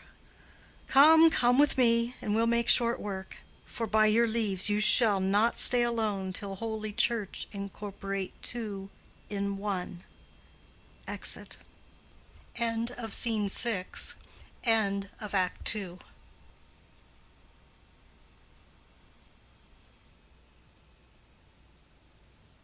This is Romeo and Juliet by William Shakespeare. Act 3, Scene 1. A public place. Enter Mercutio, Benvolio, page, and servants. Benvolio. I pray thee, good Mercutio, let's retire. The day is hot, the Capulets abroad, and if we meet we shall not scape a brawl, for now these hot days is the mad blood stirring. Mercutio. Thou art like one of these fellows that when he enters the confines of a tavern, claps me his sword upon the table and says, God send me no need of thee, and by the operation of the second cup draws him on the drawer, when indeed there is no need. Benvolio. Am I like such a fellow? Mercutio. Come, come, thou art as hot a jack in thy mood as any in Italy, and as soon moved to be moody, and as soon moody to be moved. Benvolio. And what too? Mercutio. Nay, and there were two such, we should have none shortly, for one would kill the other. Thou! Why, thou wilt quarrel with a man that hath a hair more or a hair less in his beard than thou hast. Thou wilt quarrel with a man for cracking nuts, having no other reason but because thou hast hazel eyes. What eye but such an eye would spy out such a quarrel? Thy head is as full of quarrels as an egg is full of meat, and yet thy head hath been beaten as addle as an egg for quarreling. Thou hast quarrelled with a man for coughing in the street, because he hath wakened thy dog that hath lain asleep in the sun. Didst thou not fall out with a tailor for wearing his new doublet before Easter? With another for tying his new shoes with an old riband? And yet thou wilt tutor me from quarreling? Benvolio. And I were so apt to quarrel as thou art, any man should buy the fee simple of my life for an hour and a quarter. Mercutio. The fee simple, oh simple! Benvolio. By my head, here come the Capulets. Mercutio. By my heel, I care not. Enter Tybalt and others. Tybalt. Follow me close, for I will speak to them. Gentlemen, good den, a word with one of you. Mercutio. And but one word with one of us? Couple it with something, make it a word and a blow. Tybalt. You shall find me apt enough to that, sir, and you will give me occasion. Mercutio. Could you not take some occasion without giving? Tybalt. Mercutio, thou consortest with Romeo. Mercutio. Consort? What dost thou make us, minstrels? And thou make minstrels of us, look to hear nothing but discords. Here's my fiddlestick. Here's that shall make you dance. Zounds, consort! Benvolio. We talk here in the public haunt of men. Either withdraw unto some private place and reason coldly of your grievances, or else depart. Here all eyes gaze on us. Mercutio. Men's eyes were made to look. Let them gaze. I will not budge for no man's pleasure, I. Tybalt. Well, peace be with you, sir. Here comes my man. Enter Romeo. Mercutio. But I'll be hanged, sir, if he wear your livery. Marry, go before to field, he'll be your follower. Your worship in that sense may call him man. Tybalt. Romeo, the love I bear thee can afford no better term than this. Thou art a villain. Romeo. Tybalt, the reason that I have to love thee doth much excuse the appertaining rage to such a greeting. Villain am I none. Therefore, farewell. I see thou knowest me not. Tybalt. Boy, this shall not excuse the injuries that thou hast done me. Therefore turn and draw. Romeo. I do protest I never injured thee, but love thee better than thou canst devise, till thou shalt know the reason of my love. And so, good Capulet, which name I tender as dearly as mine own, be satisfied. Mercutio. O calm, dishonorable, vile submission! Alla stoccata carries it away. He draws. Tybalt, you rat-catcher, will you walk? Tybalt. What wouldst thou have with me? Mercutio. Good king of cats, nothing but one of your 9 lives, that I mean to make bold withal, and as you shall use me hereafter, dry beat the rest of the 8. Will you pluck your sword out of his pitcher by the ears? Make haste, lest mine be about your ears ere it be out. Tybalt. I am for you. Drawing. Romeo. Gentle Mercutio, put thy rapier up. Mercutio. Come, sir, you are passado. They fight. Romeo. Draw, Benvolio, beat down their weapons. Gentlemen, for shame! Forbear this outrage. Tybalt, Mercutio, the prince expressly hath forbid this bandying in Verona streets. Hold Tybalt. Good Mercutio. Exit Tybalt with his partisans. Mercutio. I am hurt. A plague o'er both your houses. I am sped. Is he gone, and hath nothing? Benvolio. What, art thou hurt? Mercutio. A scratch, a scratch. Marry, 'tis enough. Where's my page? Go, villain, fetch a surgeon. Exit page. Romeo. Courage, man, the hurt cannot be much. Mercutio. No, 'tis not so deep as a well, nor so wide as a church door, but 'tis enough. 'Twill serve. Ask for me to-morrow, and you shall find me a grave man. I am peppered, I warrant, for this world. A plague o'er both your houses! Zounds, a dog, a rat, a mouse, a cat, to scratch a man to death!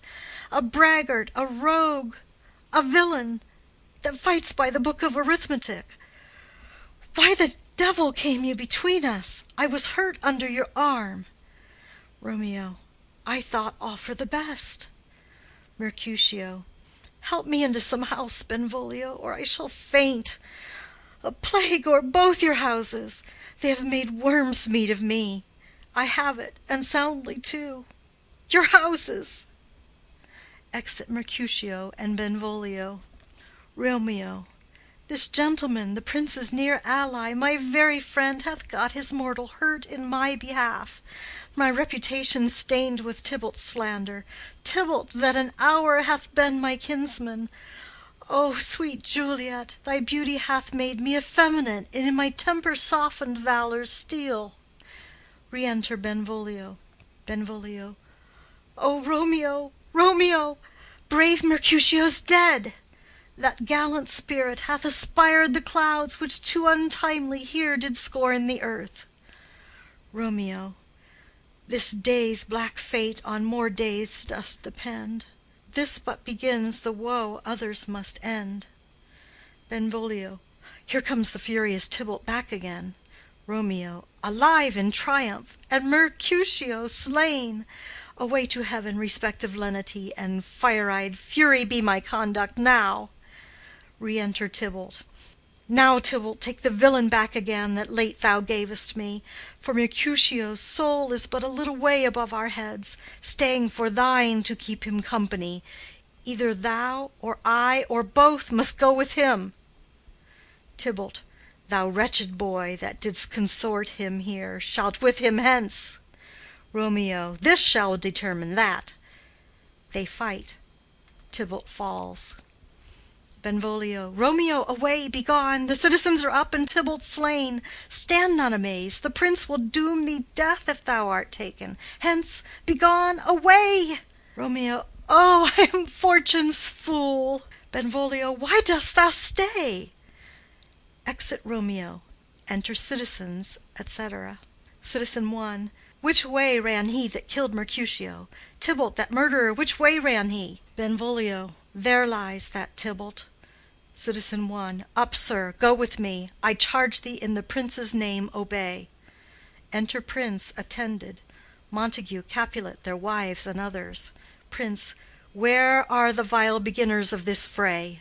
Benvolio. O noble prince, I can discover all the unlucky manage of this fatal brawl. There lies the man slain by young Romeo, that slew thy kinsman, brave Mercutio. Lady Capulet. Tybalt, my cousin, oh, my brother's child! Oh, prince, oh, husband, oh, the blood is spilled of my dear kinsman! Prince, as thou art true, for blood of ours shed blood of Montague. Oh, cousin, cousin! Prince. Benvolio, who began this bloody fray? Benvolio. Tybalt, here slain, whom Romeo's hand did slay. Romeo, that spoke him fair, bid him bethink how nice the quarrel was, and urged withal your high displeasure. All this, uttered with gentle breath, calm look, knees humbly bowed, could not take truce with the unruly spleen of Tybalt, deaf to peace, but that he tilts with piercing steel at bold Mercutio's breast, who, all as hot, turns deadly point to point, and with a martial scorn, with one hand beats cold death aside, and with the other sends it back to Tybalt, whose dexterity retorts it. Romeo, he cries aloud, "Hold, friends, friends, part!" And swifter than his tongue, his agile arm beats down their fatal points, and twixt them rushes, underneath whose arm an envious thrust from Tybalt hit the life of stout Mercutio, and then Tybalt fled. But by and by comes back to Romeo, who had but newly entertained revenge, and to it they go like lightning, for ere I could draw to part them was stout Tybalt slain, and as he fell did Romeo turn and fly. This is the truth, or let Benvolio die. Lady Capulet. He is a kinsman to the Montague. Affection makes him false. He speaks not true. Some 20 of them fought in this black strife, and all those 20 could but kill one life. I beg for justice, which thou, prince, must give. Romeo slew Tybalt. Romeo must not live. Prince. Romeo slew him. He slew Mercutio. Who now the price of his dear blood doth owe? Montague. Not Romeo, prince. He was Mercutio's friend. His fault concludes but what the law should end, the life of Tybalt. Prince. And for that offense immediately we do exile him hence. I have an interest in your hate's proceeding. My blood for your rude brawls doth lie a-bleeding. But I'll amerce you with so strong a fine that you shall all repent the loss of mine. I will be deaf to pleading and excuses. Nor tears nor prayers shall purchase out abuses, therefore use none. Let Romeo hence in haste, else when he is found, that hour is his last. Bear hence this body and attend our will. Mercy but murders, pardoning those that kill. Exit. End of Scene 1. Scene 2. A room in Capulet's house. Enter Juliet. Juliet. Gallop apace, ye fiery-footed steeds, toward Phoebus's lodging. Such a wagoner as Phaeton would whip you to the west, and bring in cloudy night immediately. Spread thy close curtain, love-performing night, that rude eyes may wink, and Romeo leap to these arms, untalked of and unseen. Lovers can see to do their amorous rites by their own beauties, or, if love be blind, it best agrees with night. Come, civil knight, thou sober-suited matron, all in black, and learn me how to lose a winning match, played for a pair of unstained maidenhoods. Hood my unmanned blood bating in my cheeks with thy black mantle, till strange love, grown bold, think true love acted simple modesty. Come, knight, come, Romeo, come, thou day and night, for thou wilt lie upon the wings of night whiter than new snow upon a raven's back. Come, gentle night, come, loving black-browed night, give me my Romeo, and when he shall die, take him and cut him out in little stars, and he will make the face of heaven so fine that all the world will be in love with night, and pay no worship to the garish sun. Oh, I have bought the mansion of a love, but not possessed it, and though I am sold, not yet enjoyed. So tedious is this day as is the night before some festival to an impatient child that hath new robes, and may not wear them. Oh, here comes my nurse, and she brings news, and every tongue that speaks but Romeo's name speaks heavenly eloquence. Enter nurse with cords. Now, nurse, what news? What hast thou there? The cords that Romeo bid thee fetch? Nurse. I, the cords! Throws them down. Juliet. Ah me! What news? Why dost thou wring thy hands? Nurse. Ah, well a day! He's dead! He's dead! He's dead! We are undone, lady, we are undone. Alack the day! He's gone! He's killed! He's dead! Juliet. Can heaven be so envious? Nurse. Romeo can, though heaven cannot. Oh, Romeo, Romeo! Who ever would have thought it? Romeo! Juliet. What devil art thou that dost torment me thus? This torture should be roared in dismal hell. Hath Romeo slain himself? Say thou but I, and that bare vowel I shall poison more than the death-darting eye of a cockatrice. I am not I, if there be such an eye, or those eyes shut that make the answer I. If he be slain, say I, or if not, no.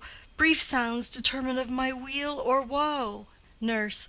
I saw the wound, I saw it with mine eyes. God save the mark! Here on his manly breast, a piteous course, a bloody, piteous course, pale, pale as ashes, all bedaubed in blood, all in gore blood. I swounded at the sight. Juliet. Oh, break my heart! Poor bankrout, break at once! To prison eyes, ne'er look on liberty. Vile earth, to earth resign, end motion here, and thou and Romeo press one heavy bier. Nurse. Oh, Tybalt, Tybalt, the best friend I had! Oh, courteous Tybalt, honest gentleman, that ever I should live to see thee dead! Juliet. What storm is this that blows so contrary? Is Romeo slaughtered, and is Tybalt dead? My dear loved cousin, and my dearer lord? Then, dreadful trumpet, sound the general doom, for who is living if those two are gone? Nurse. Tybalt is gone, and Romeo banished. Romeo that killed him, he is banished. Juliet. O God! Did Romeo's hand shed Tybalt's blood? Nurse. It did, it did. Alas, the day it did. Juliet. O serpent heart, hid with a flowering face, did ever dragon keep so fair a cave? Beautiful tyrant, fiend angelical, dove-feathered raven, wolfish ravening lamb, despised substance of divinest show, just opposite to what thou justly seem'st, a damned saint, an honorable villain. O nature, what hadst thou to do in hell when thou didst bower the spirit of a fiend in mortal paradise of such sweet flesh? Was ever book containing such vile matter so fairly bound? Oh, that deceit should dwell in such a gorgeous palace! Nurse. There is no trust, no faith, no honesty in men, all perjured, all forsworn, all naught, all dissemblers. Ah, where's my man? Give me some aqua vitae. These griefs, these woes, these sorrows make me old. Shame come to Romeo. Juliet. Blistered be thy tongue for such a wish. He was not born to shame. Upon his brow shame is ashamed to sit, for 'tis a throne where honor may be crowned, sole monarch of the universal earth. Oh, what a beast was I to chide at him! Nurse. Will you speak well of him that killed your cousin? Juliet. Shall I speak ill of him that is my husband? Ah, poor my lord, what tongue shall smooth thy name when I, thy 3 hours' wife, have mangled it? But wherefore, villain, didst thou kill my cousin? That villain cousin would have killed my husband. Back, foolish tears, back to your native spring. Your tributary drops belong to woe, which you, mistaking, offer up to joy. My husband lives that Tybalt would have slain, and Tybalt's dead that would have slain my husband. All this is comfort. Wherefore weep I then? Some word there was, worser than Tybalt's death, that murdered me. I would forget it fain, but oh, it presses to my memory like damned guilty deeds to sinners' minds. Tybalt is dead, and Romeo banished. That banished, that one word banished, hath slain 10,000 Tybalts. Tybalt's death was woe enough, if it had ended there, or if sour woe delights in fellowship, and needly will be ranked with other griefs. Why followed not, when she said Tybalt's dead, thy father or thy mother, nay, or both, which modern lamentation might have moved? But with a rear word following Tybalt's death, Romeo is banished. To speak that word is father, mother, Tybalt, Romeo, Juliet, all slain, all dead. Romeo is banished. There is no end, no limit, measure, bound in that word's death. No words can that woe sound. Where is my father and my mother, nurse? Nurse. Weeping and wailing over Tybalt's corse. Will you go to them? I will bring you thither. Juliet. Wash they his wounds with tears. Mine shall be spent when theirs are dry for Romeo's banishment. Take up those cords. Poor ropes, you are beguiled, both you and I, for Romeo is exiled. He made you for a highway to my bed, but I a maid die maiden widowed. Come, cords, come, nurse, I'll to my wedding bed, and death, not Romeo, take my maidenhead. Nurse. Hie to your chamber. I'll find Romeo to comfort you. I wot well where he is. Hark ye, your Romeo will be here at night. I'll to him. He is hid at Lawrence's cell. Juliet. Oh, find him. Give this ring to my true knight, and bid him come to take his last farewell. Exit. End of Scene 2. Scene 3. Friar Lawrence's cell. Enter Friar Lawrence. Friar. Romeo, come forth, thou fearful man. Affliction is enamored of thy parts, and thou art wedded to calamity. Enter Romeo. Romeo. Father, what news? What is the prince's doom? What sorrow craves acquaintance at my hand that I yet know not? Friar. Too familiar is my dear son with such sour company. I bring thee tidings of the prince's doom. Romeo. What less than doomsday is the prince's doom? Friar. A gentler judgment vanished from his lips, not body's death, but body's banishment. Romeo. Ha! Banishment! Be merciful, say death, for exile hath more terror in his look, much more than death. Do not say banishment. Friar. Hence from Verona art thou banished. Be patient, for the world is broad and wide. Romeo. There is no world without Verona walls, but purgatory, torture, hell itself. Hence banished is banished from the world, and world's exile is death. Then banished is death mistermed. Calling death banishment, thou cuttest my head off with a golden axe, and smilest upon the stroke that murders me. Friar. O deadly sin! O rude unthankfulness! Thy fault our law calls death. But the kind prince, taking thy part, hath brushed aside the law and turned that black word death to banishment. This is dear mercy, and thou seest it not. Romeo. 'Tis torture and not mercy. Heaven is here, where Juliet lives, and every cat and dog and little mouse, every unworthy thing, live here in heaven and may look on her, but Romeo may not. More validity, more honorable state, more courtship lives in carrion flies than Romeo. They may seize on the white wonder of Juliet's hand, and steal immortal blessing from her lips, who even in pure and vestal modesty still blush, as thinking their own kisses sin. But Romeo may not. He is banished.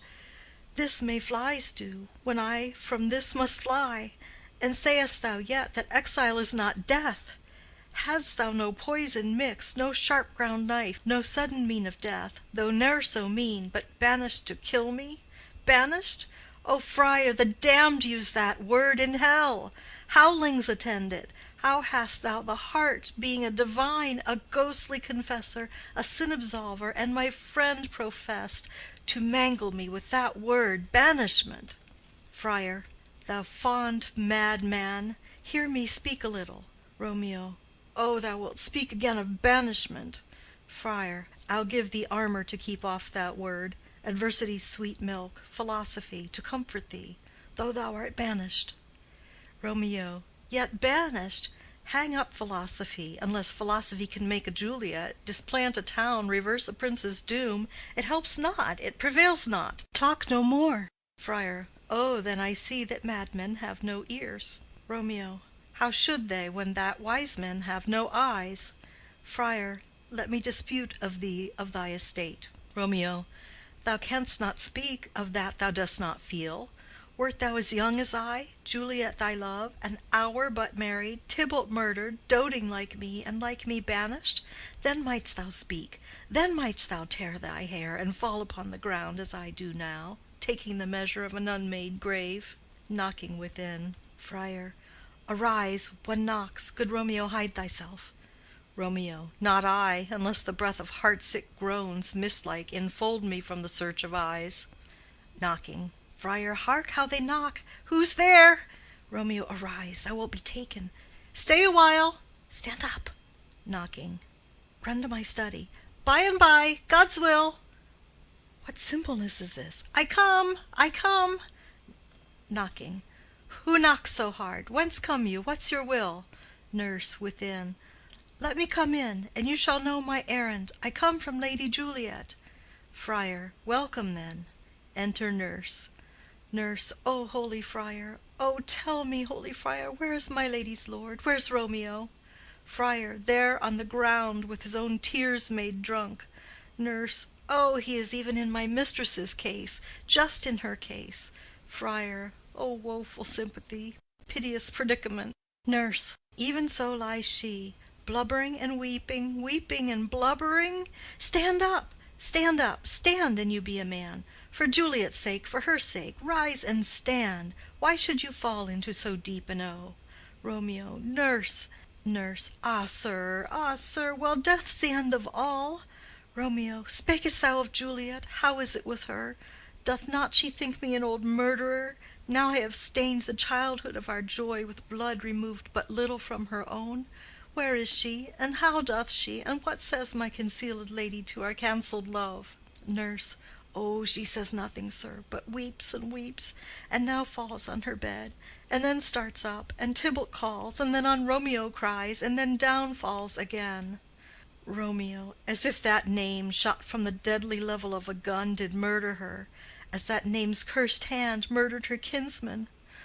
Oh, tell me, friar, tell me, in what vile part of this anatomy doth my name lodge? Tell me, that I may sack the hateful mansion. Drawing his sword. Friar. Hold thy desperate hand. Art thou a man? Thy form cries out thou art. Thy tears are womanish. Thy wild acts denote the unreasonable fury of a beast, unseemly woman in a seeming man, or ill-beseeming beast in seeming both. Thou hast amazed me. By my holy order I thought thy disposition better tempered. Hast thou slain Tybalt? Wilt thou slay thyself? And slay thy lady too, that lives in thee, by doing damned hate upon thyself? Why railest thou on thy birth, the heaven and earth, since birth and heaven and earth all three do meet in thee at once, which thou at once wouldst lose? Fie, fie, thou shamest thy shape, thy love, thy wit, which like a usurer aboundest in all, and uses none in that true use indeed which should bedeck thy shape, thy love, thy wit. Thy noble shape is but a form of wax, digressing from the valor of a man. Thy dear love sworn, but hollow perjury, killing that love which thou hast vowed to cherish. Thy wit, that ornament to shape and love, misshapen in the conduct of them both, like powder in a skilless soldier's flask, is set afire by thine own ignorance, and thou dismembered with thine own defense. What rouse thee, man? Thy Juliet is alive, for whose dear sake thou wast but lately dead. There thou art happy. Tybalt would kill thee, but thou slewest Tybalt. There thou art happy too. The law, that threatened death, becomes thy friend and turns it to exile. There art thou happy. A pack of blessings lights upon thy back.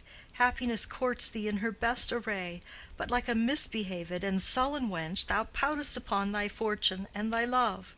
Take heed, for such die miserable. Go, get thee to thy love, as was decreed. Ascend her chamber hence, and comfort her. But look, thou stay not till the watch be set, for then thou canst not pass to Mantua, where thou shalt live till we can find a time to blaze your marriage, reconcile your friends, beg pardon of the prince, and call thee back with 20,000 times more joy than thou went'st forth in lamentation. Go before, nurse, commend me to thy lady, and bid her hasten all the house to bed, which heavy sorrow makes them apt unto. Romeo is coming. Nurse.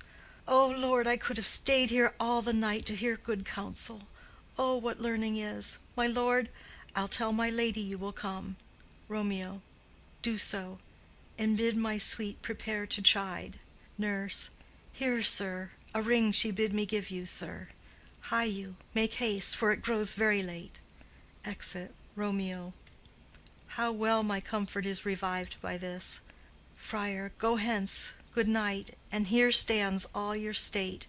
Either be gone before the watch be set, or by the break of day disguised from hence, sojourn in Mantua. I'll find out your man, and he shall signify from time to time every good hap to you that chances here.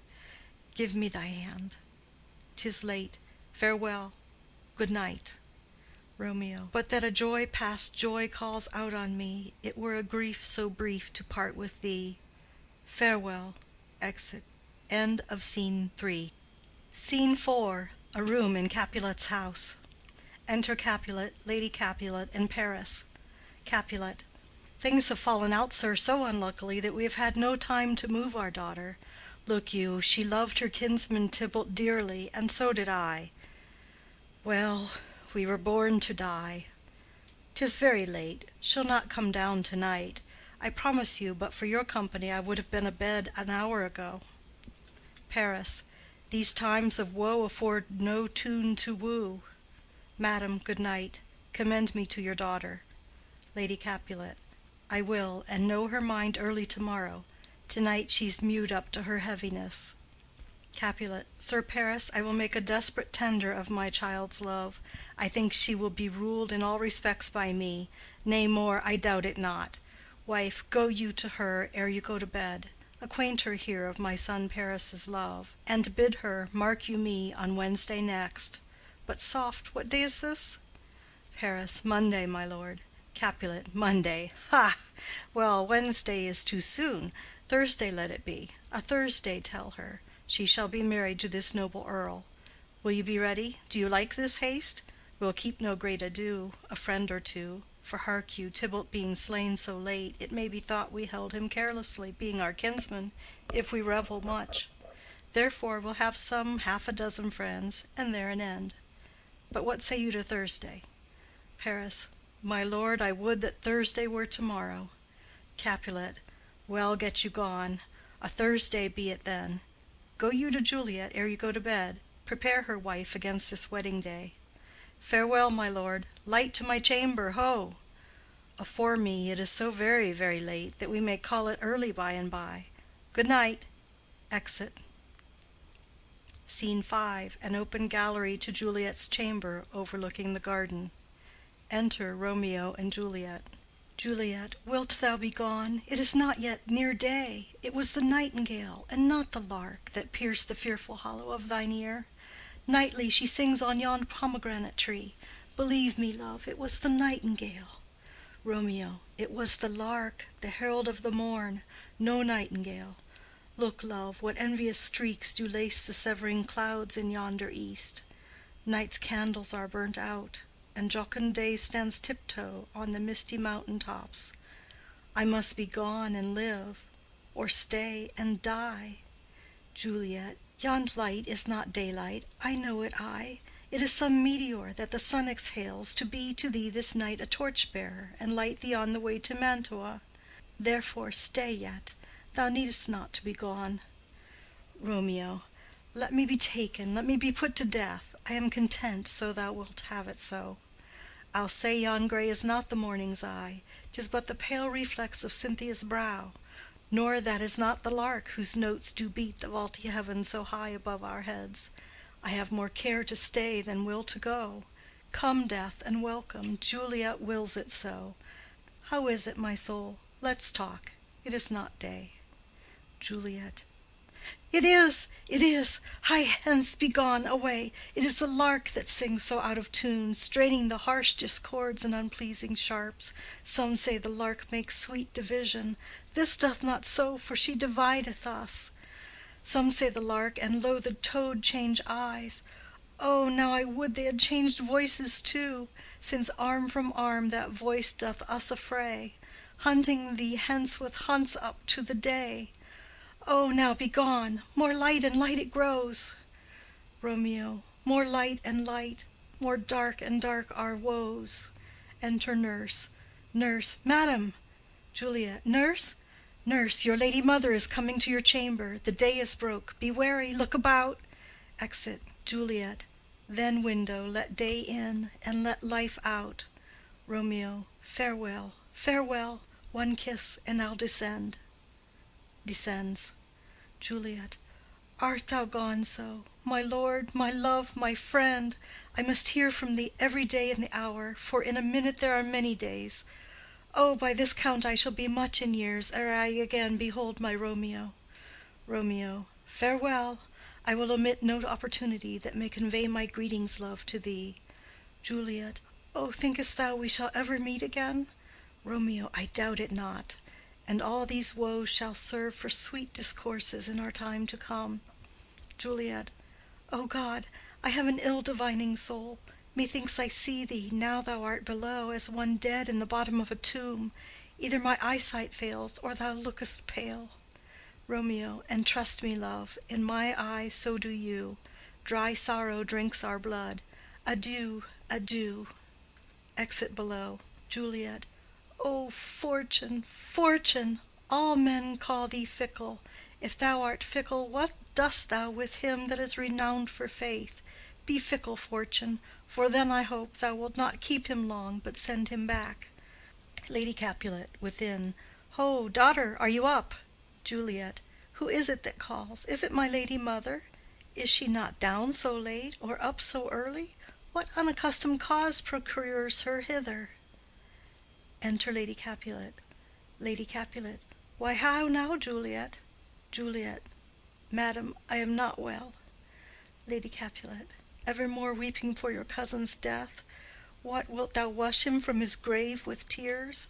And if thou couldst not make him live. Therefore have done. Some grief shows much of love, but much of grief shows still some want of wit. Juliet. Yet let me weep for such a feeling loss. Lady Capulet. So shall you feel the loss, but not the friend which you weep for. Juliet. Feeling so the loss, I cannot choose but ever weep the friend.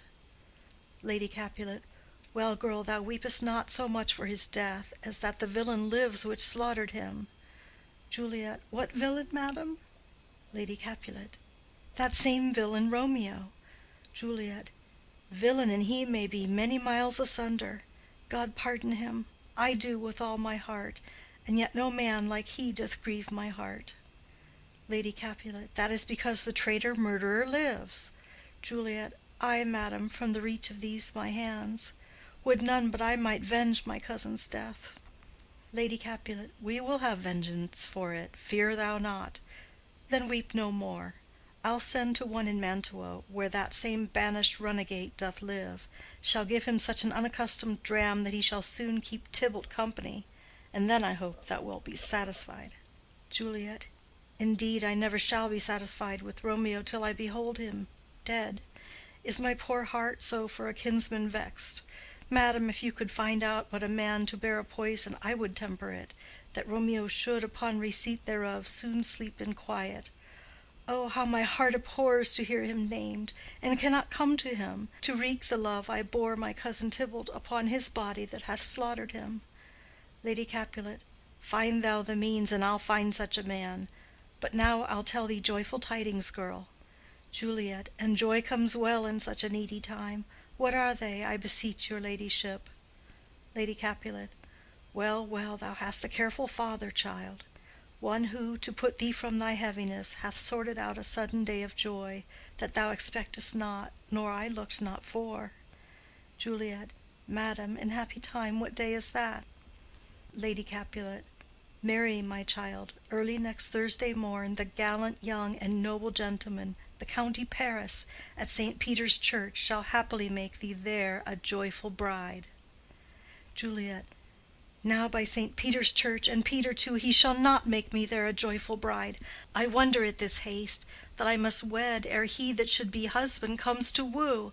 I pray you, tell my lord and father, madam, I will not marry yet, and when I do, I swear it shall be Romeo, whom you know I hate, rather than Paris. These are news indeed. Lady Capulet. Here comes your father. Tell him so yourself, and see how he will take it at your hands. Enter Capulet and nurse. Capulet. When the sun sets, the air doth drizzle dew, but for the sunset of my brother's son it rains downright. How now, a conduit girl? What, still in tears? Evermore showering?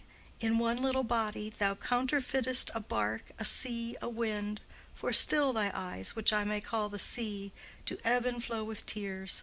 The bark thy body is, sailing in this salt flood, the winds thy sighs, who raging with thy tears, and they with them, without a sudden calm will overset thy tempest-tossed body. How now, wife? Have you delivered to her our decree? Lady Capulet. Ay, sir, but she will none, she gives you thanks. I would the fool were married to her grave. Capulet. Soft! Take me with you, wife. How, will she none? Doth she not give us thanks? Is she not proud? Doth she not count her blessed, unworthy as she is, that we have wrought so worthy a gentleman to be her bridegroom? Juliet. Not proud you have, but thankful that you have. Proud can I never be of what I hate, but thankful even for hate that is meant love. Capulet. How now, how now? Chop logic, what is this? Proud, and I thank you not, and yet not proud? Mistress minion you, thank me no thankings, nor proud me no prouds, but fettle your fine joints against Thursday next to go with Paris to St. Peter's Church, or I will drag thee on a hurdle thither. Out, you green sickness carrion, out, you baggage, you tallow face. Lady Capulet. Fie, fie, what, are you mad? Juliet. Good father, I beseech you on my knees, hear me with patience but to speak a word. Capulet. Hang thee, young baggage, disobedient wretch. I tell thee what, get thee to church o' Thursday, or never after look me in the face. Speak not, reply not, do not answer me. My fingers itch. Wife, we scarce thought us blessed that God had lent us but this only child, and now I see this one is one too much, and that we have a curse in having her. Out on her, Hilding. Nurse. God in heaven bless her. You are to blame, my lord, to rate her so. Capulet. And why, my lady Wisdom? Hold your tongue. Good Prudence, smatter with your gossips. Go. Nurse. I speak no treason. Capulet. O God ye good den. Nurse. May not one speak? Capulet. Peace, you mumbling fool. Utter your gravity or a gossip's bowl, for here we need it not. Lady Capulet. You are too hot. Capulet. God's bread, it makes me mad. Day, night, hour, time, tide, work, play, alone in company, still my care hath been to have her matched, and having now provided a gentleman of noble parentage, a fair domain, youthful and nobly trained, stuffed, as they say, with honorable parts, proportioned as one's heart would wish a man, and then to have a wretched puling fool, a whining mammet, in her fortune's tender, to answer, I'll not wed, I cannot love, I am too young, I pray you pardon me. But an you will not wed, I'll pardon you. Graze where you will, you shall not house with me.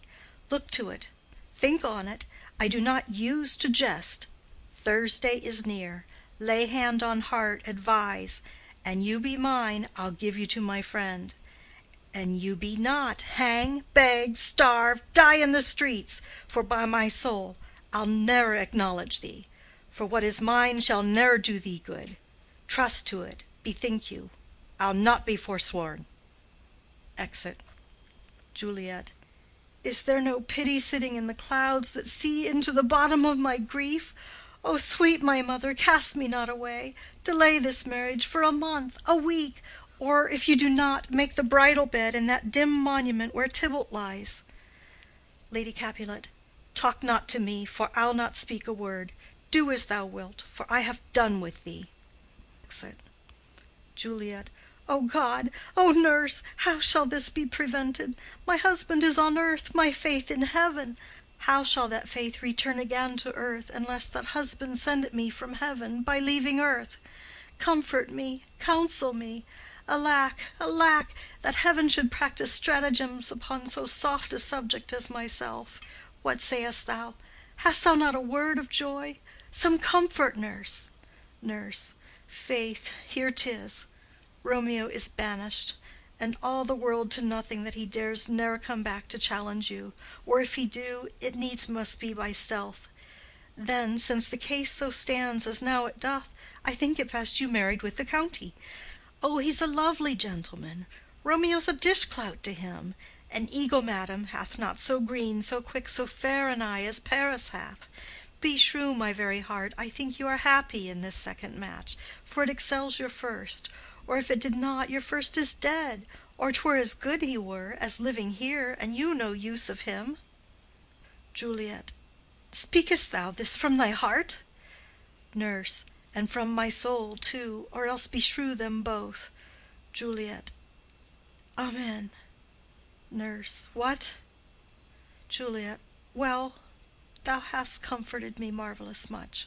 Go in and tell my lady I am gone, having displeased my father, to Lawrence's cell, to make confession and to be absolved. Nurse. Marry, I will, and this is wisely done. Exit. Juliet. Ancient damnation! O most wicked fiend! Is it more sin to wish me thus forsworn, or to dispraise my lord with that same tongue which she hath praised him with above compare so many thousand times? Go, counselor, thou and my bosom henceforth shall be twain. I'll to the friar to know his remedy.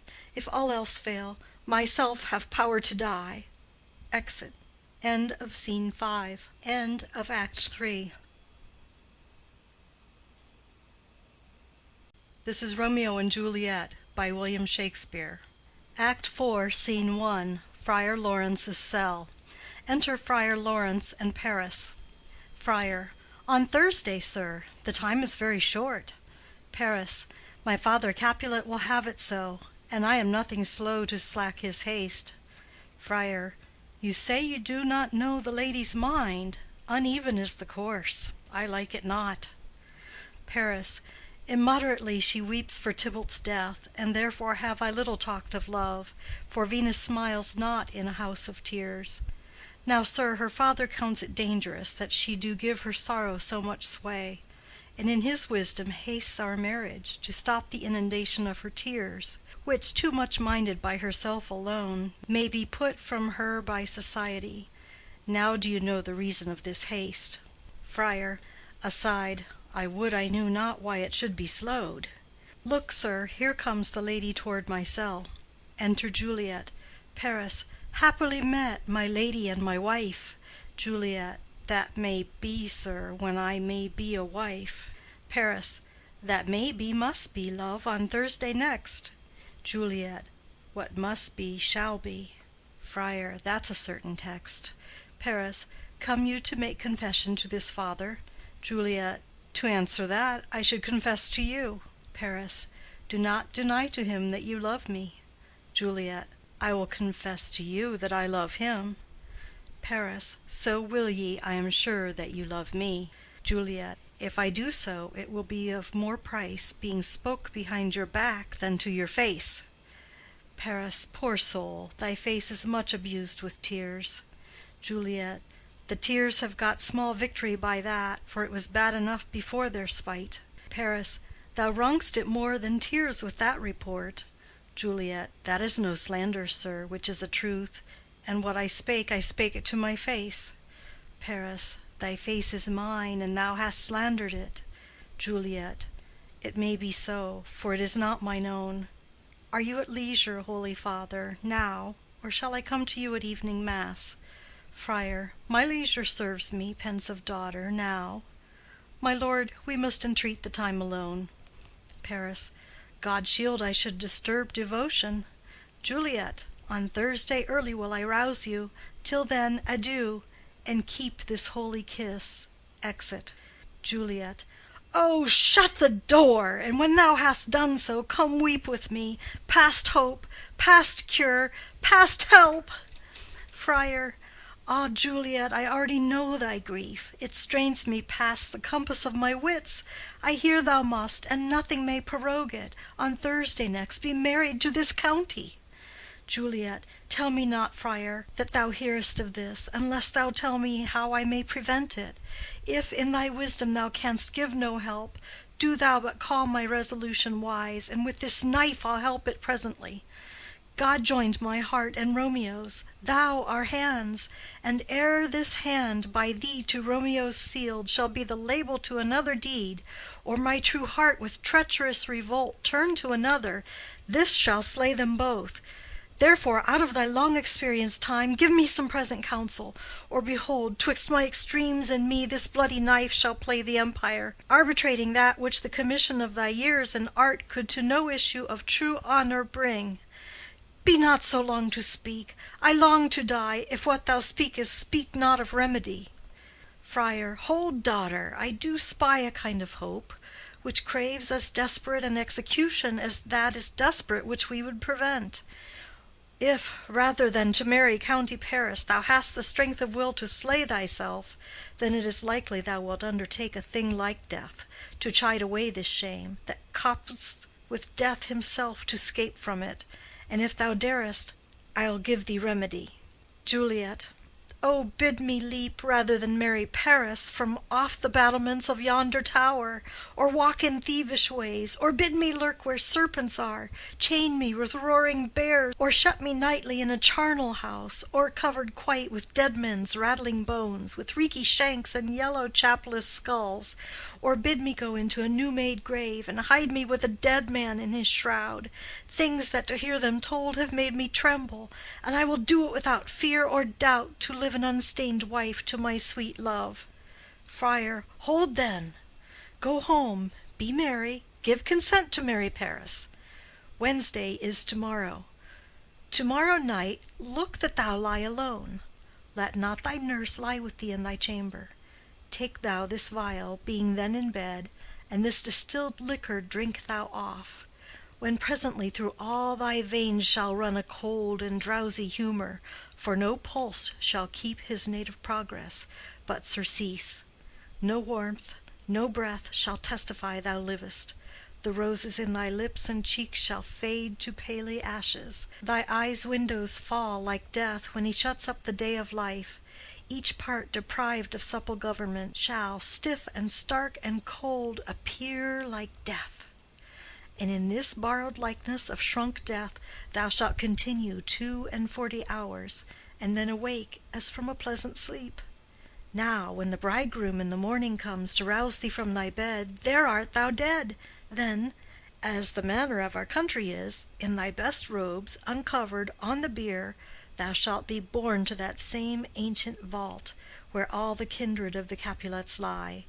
In the meantime, against thou shalt awake, shall Romeo by my letters know our drift, and hither shall he come, and he and I will watch thy waking, and that very night shall Romeo bear thee hence to Mantua, and this shall free thee from this present shame, if no inconstant toy nor womanish fear abate thy valor in the acting it.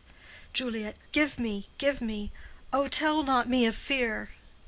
Friar. Hold, get you gone. Be strong and prosperous in this resolve. I'll send a friar with speed to Mantua with my letters to thy lord. Juliet. Love give me strength, and strength shall help afford. Farewell, dear father. Exit. End of Scene 1. Scene 2. Hall in Capulet's house. Enter Capulet, Lady Capulet, nurse, and servants. Capulet. So many guests invite as here are writ. Exit first servant. Sirrah, go hire me 20 cunning cooks. Second servant. You shall have none ill, sir, for I'll try if they can lick their fingers. Capulet. How canst thou try them so? Second servant. Marry, sir, 'tis an ill cook that cannot lick his own fingers. Therefore he that cannot lick his fingers goes not with me. Capulet. Go, be gone. Exit second servant. We shall be much unfurnished for this time. What, is my daughter gone to Friar Lawrence? Nurse. Ay, forsooth. Capulet. Well, be may chance to do some good on her. A peevish, self-willed harlotry it is.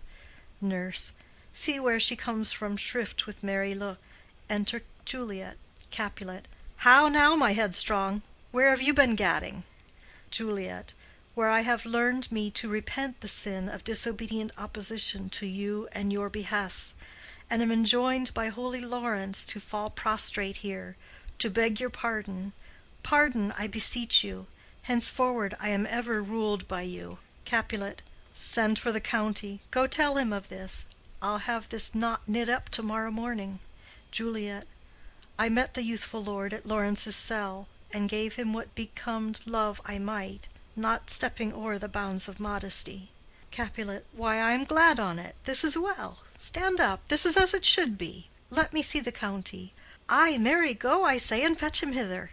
Now, afore God, this revered holy friar, all our whole city is much bound to him. Juliet. Nurse, will you go with me into my closet to help me sort such needful ornaments as you think fit to furnish me to-morrow? Lady Capulet. No, not till Thursday. There's time enough. Capulet. Go, nurse, go with her. We'll to church to-morrow. Exit Juliet and nurse. Lady Capulet. We shall be short in our provision. 'Tis now near night. Capulet. Tush! I will stir about, and all things shall be well, I warrant thee, wife. Go thou to Juliet. Help to deck up her. I'll not to bed to-night. Let me alone. I'll play the housewife for this once. What ho! They are all forth. Well, I will walk myself to County Paris, to prepare him up against to-morrow. My heart is wondrous light since this same wayward girl is so reclaimed. Exit. End of Scene 2. Scene 3. Juliet's chamber. Enter Juliet and nurse. Juliet. Ay, those attires are best. But, gentle nurse, I pray thee leave me to myself to-night, for I have need of many orisons to move the heavens to smile upon my state, which well thou knowest is cross and full of sin. Enter Lady Capulet. Lady Capulet. What, are you busy, ho? Need you my help? Juliet. No, madam. We have culled such necessaries as are behoveful for our state to-morrow. So please you, let me now be left alone, and let the nurse this night sit up with you, for I am sure you have your hands full all in this so sudden business. Lady Capulet. Good night. Get thee to bed and rest, for thou hast need. Exit Lady Capulet and nurse. Juliet.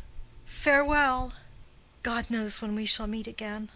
I have a faint cold fear thrills through my veins that almost freezes up the heat of life. I'll call them back again to comfort me. Nurse! Oh, what should she do here? My dismal scene I needs must act alone. Come, vial. What if this mixture do not work at all? Shall I be married, then, to-morrow morning? No, no, this shall forbid it. Lie thou there, laying down her dagger. What if it be a poison which the friar subtly hath ministered to have me dead, lest in this marriage he should be dishonored, because he married me before to Romeo? I fear it is, and yet methinks it should not, for he hath still been tried a holy man. I will not entertain so bad a thought. How if, when I am laid into the tomb, I wake before the time that Romeo come to redeem me? There's a fearful point. Shall I not then be stifled in the vault, to whose foul mouth no healthsome air breathes in, and there die strangled ere my Romeo comes? Or if I live, is it not very like the horrible conceit of death and night, together with the terror of the place, as in a vault, an ancient receptacle, where for this many hundred years the bones of all my buried ancestors are packed, where bloody Tybalt, yet but green in earth, lies festering in his shroud, whereas they say at some hours in the night spirits resort? Alack, alack, is it not like that I, so early waking, what with loathsome smells and shrieks like mandrakes torn out of the earth, that living mortals, hearing them, run mad? Oh, if I wake, shall I not be distraught, environed with all these hideous fears, and madly play with my forefather's joints, and pluck the mangled Tybalt from his shroud, and in this rage with some great kinsman's bone, as with a club, dash out my desperate brains? Oh, look, methinks I see my cousin's ghost seeking out Romeo, that did spit his body upon a rapier's point. Stay, Tybalt, stay. Romeo, I come. This do I drink to thee. Throws herself on the bed. End of Scene 3. Scene 4. Hall in Capulet's house. Enter Lady Capulet and nurse. Lady Capulet. Hold, take these keys and fetch more spices, nurse. Nurse. They call for dates and quinces in the pantry. Enter Capulet. Capulet. Come, stir, stir, stir. The second cock hath crowed. The curfew bell hath rung. 'Tis 3 o'clock. Look to the baked meats, good Angelica. Spare not for cost. Nurse. Go, you cot quean, go, get you to bed. Faith, you'll be sick tomorrow for this night's watching. Capulet. No, not a whit. What, I have watched ere now all night for lesser cause, and ne'er been sick.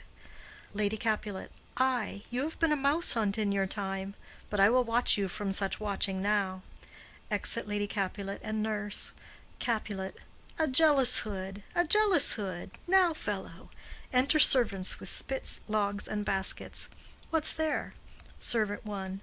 Things for the cook, sir, but I know not what. Capulet. Make haste, make haste. Exit servant 1. Sirrah, fetch drier logs. Call Peter, he will show thee where they are. Second servant. I have a head, sir, that will find out logs, and never trouble Peter for the matter. Exit. Capulet. Mass and well said. A merry horse, and ha! Thou shalt be loggerhead. Good faith, 'tis day. The county will be here with music straight, for so he said he would. Ah, I hear him near. Music within. Nurse! Wife! What ho! What, nurse? I say! Re-enter nurse. Go, waken Juliet. Go and trim her up. I'll go and chat with Paris. Hi, make haste, make haste. The bridegroom he is come already. Make haste, I say. Exit. End of Scene 4. Scene 5. Juliet's chamber. Juliet on the bed. Enter nurse. Mistress! What mistress? Juliet! Fast, I warrant her, she. Why, lamb, why, lady, fie, you slug abed, why, love, I say, madam, sweetheart, why, bride, what, not a word? You take your pennyworths now, sleep for a week, for the next night, I warrant, the county Paris hath set up his rest, that you shall rest but little. God forgive me. Mary and amen, how sound is she asleep! I must needs wake her. Madam, madam, madam, I let the county take you in your bed. He'll fright you up, in faith, will it not be? What, dressed and in your clothes, and down again? I must needs wake you. Lady, lady, lady! Alas, alas, help, help, my lady's dead! Oh, well a day that ever I was born! Some aquavitae, ho! My lord, my lady! Enter Lady Capulet. Lady Capulet. What noise is here? Nurse. Oh, lamentable day! Lady Capulet. What is the matter? Nurse. Look, look! Oh, heavy day! Lady Capulet. Oh me, my child, my only life! Revive, look up, or I will die with thee! Help, help, call help! Enter Capulet. Capulet. For shame, bring Juliet forth, her lord is come.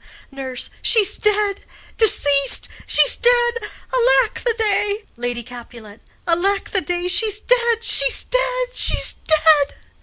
Capulet. Ha! Let me see her. Out, alas! She's cold, her blood is settled, and her joints are stiff. Life and these lips have long been separated. Death lies on her like an untimely frost upon the sweetest flower of all the field. Accursed time! Unfortunate old man! Nurse. Oh, lamentable day!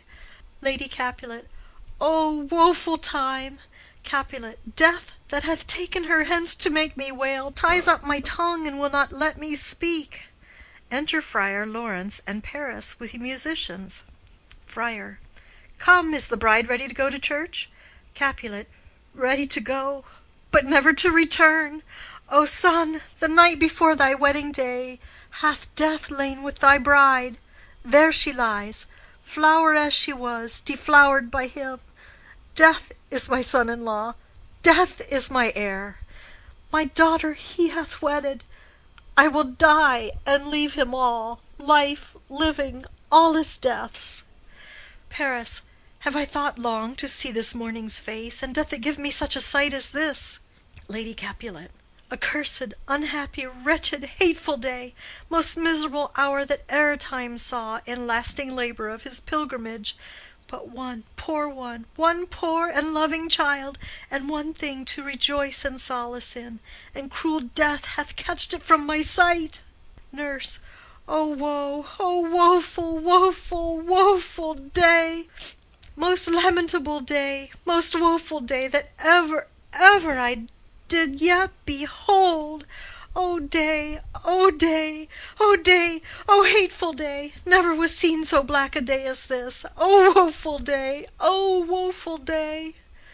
Paris, beguiled, divorced, wronged, spited, slain, most detestable death by thee beguiled, by cruel, cruel thee quite overthrown.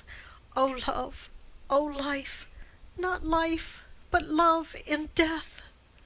Capulet, despised, distressed, hated, martyred, killed, uncomfortable time, why camest thou now to murder our solemnity? O child, O child, my soul, and not my child! Dead art thou, dead! Alack, my child is dead, and with my child my joys are buried. Friar. Peace, ho! For shame, confusion's cure lives not in these confusions. Heaven and yourself had part in this fair maid. Now heaven hath all, and all the better is it for the maid. Your part in her you could not keep from death, but heaven keeps his part in eternal life. The most you sought was her promotion, for 'twas your heaven she should be advanced, and weep ye now, seeing she is advanced above the clouds, as high as heaven itself? Oh, in this love you love your child so ill that you run mad, seeing that she is well. She's not well married that lives married long, but she's best married that dies married young. Dry up your tears, and stick your rosemary on this fair corse, and as the custom is, in all her best array bear her to church. For though fond nature bids us all lament, yet nature's tears are reason's merriment. Capulet. All things that we ordained festival turn from their office to black funeral. Our instruments to melancholy bells, our wedding cheer to a sad burial feast. Our solemn hymns to sullen dirges change. Our bridal flowers serve for a buried corse, and all things change them to the contrary. Friar. Sir, go you in, and madam, go with him. And go, Sir Paris, every one prepare to follow this fair course unto her grave. The heavens do lower upon you for some ill. Move them no more by crossing their high will. Exit Capulet, Lady Capulet, Paris, and Friar. First Musician. Faith, we may put up our pipes and be gone. Nurse. Honest good fellows, ah, put up, for well you know this is a pitiful case. Exit. First Musician. Ay, by my troth, the case may be amended. Enter Peter. Peter. Musicians, O musicians, heart's ease, and you will have me live. Play heart's ease. First Musician. Why heart's ease? Peter. O musicians, because my heart itself plays, my heart is full of woe. O play me some merry dump to comfort me. First Musician. Not a dump we, 'tis no time to play now. Peter. You will not then? First Musician. No. Peter. I will then give it you soundly. First Musician. What will you give us? Peter. No money on my faith, but the gleek. I will give you the minstrel. First Musician. Then will I give you the serving creature. Peter. Then will I lay the serving creature's dagger on your pate. I will carry no crotchets. I'll ray you, I'll fa you. Do you note me? First Musician. And you ray us and fa us, you note us. Second Musician. Pray you put up your dagger, and put out your wit. Peter. Then have at you with my wit. I will dry beat you with an iron wit, and put up my iron dagger. Answer me like men. When griping grief the heart doth wound, and doleful dumps the mind oppress, then music with her silver sound. Why silver sound? Why music with her silver sound? What say you, Simon Catling? First Musician. Marry, sir, because silver hath a sweet sound. Peter. Pretty. What say you, Hugh Rebeck? Second Musician. I say silver sound, because musicians sound for silver. Peter. Pretty too. What say you, James Soundpost? Third Musician. Faith, I know not what to say. Peter.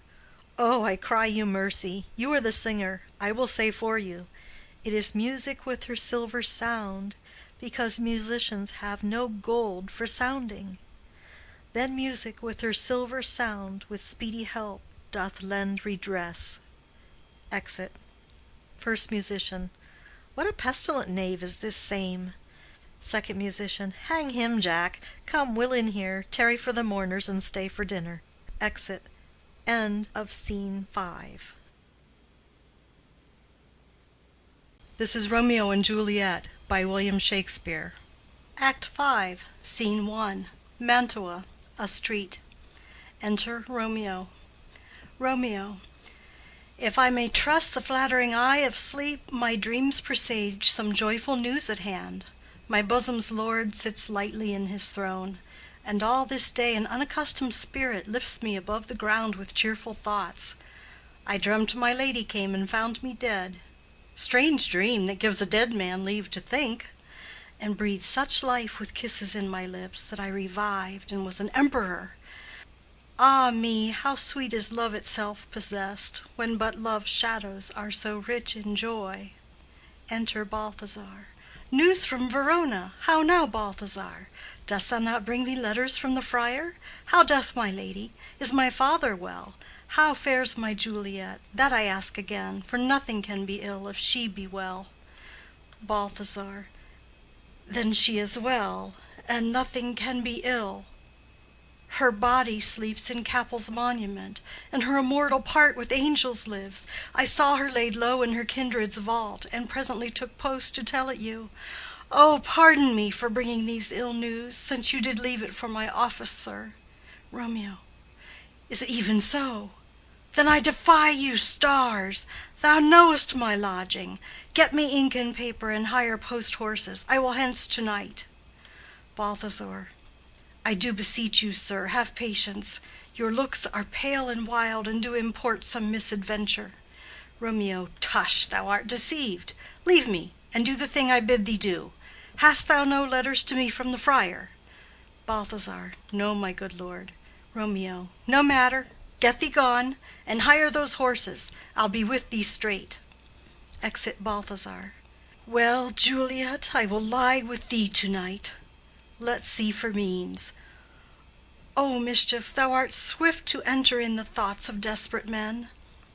I do remember an apothecary, and hereabouts he dwells, which late I noted in tattered weeds, with overwhelming brows, culling of simples. Meager were his looks, sharp misery had worn him to the bones.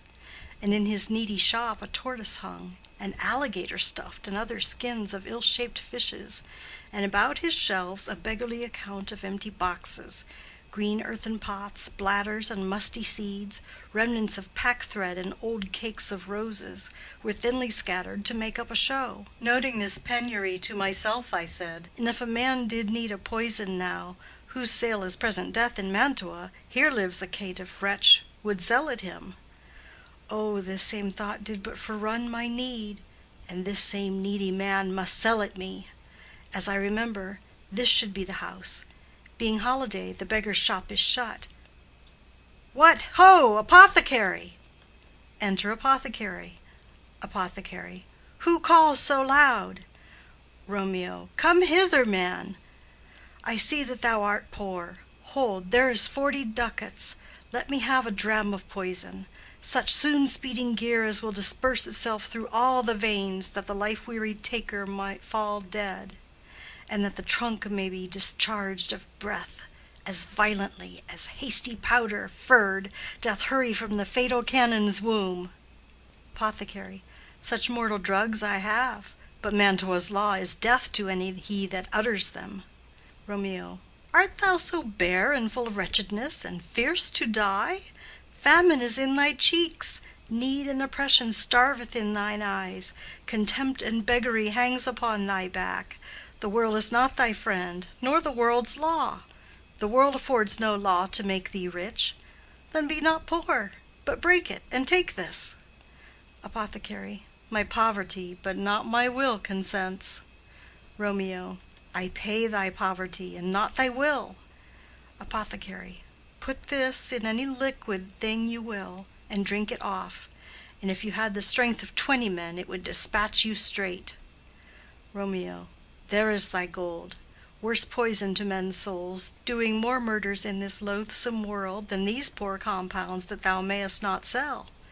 I sell thee poison, thou hast sold me none. Farewell, buy food and get thyself in flesh. Come, cordial and not poison, go with me to Juliet's grave, for there must I use thee. Exit. End of Scene 1. Scene 2. Friar Lawrence's cell. Enter Friar John. Friar John. Holy Franciscan friar, brother, ho! Enter Friar Lawrence. Friar Lawrence. This same should be the voice of Friar John. Welcome from Mantua. What says Romeo?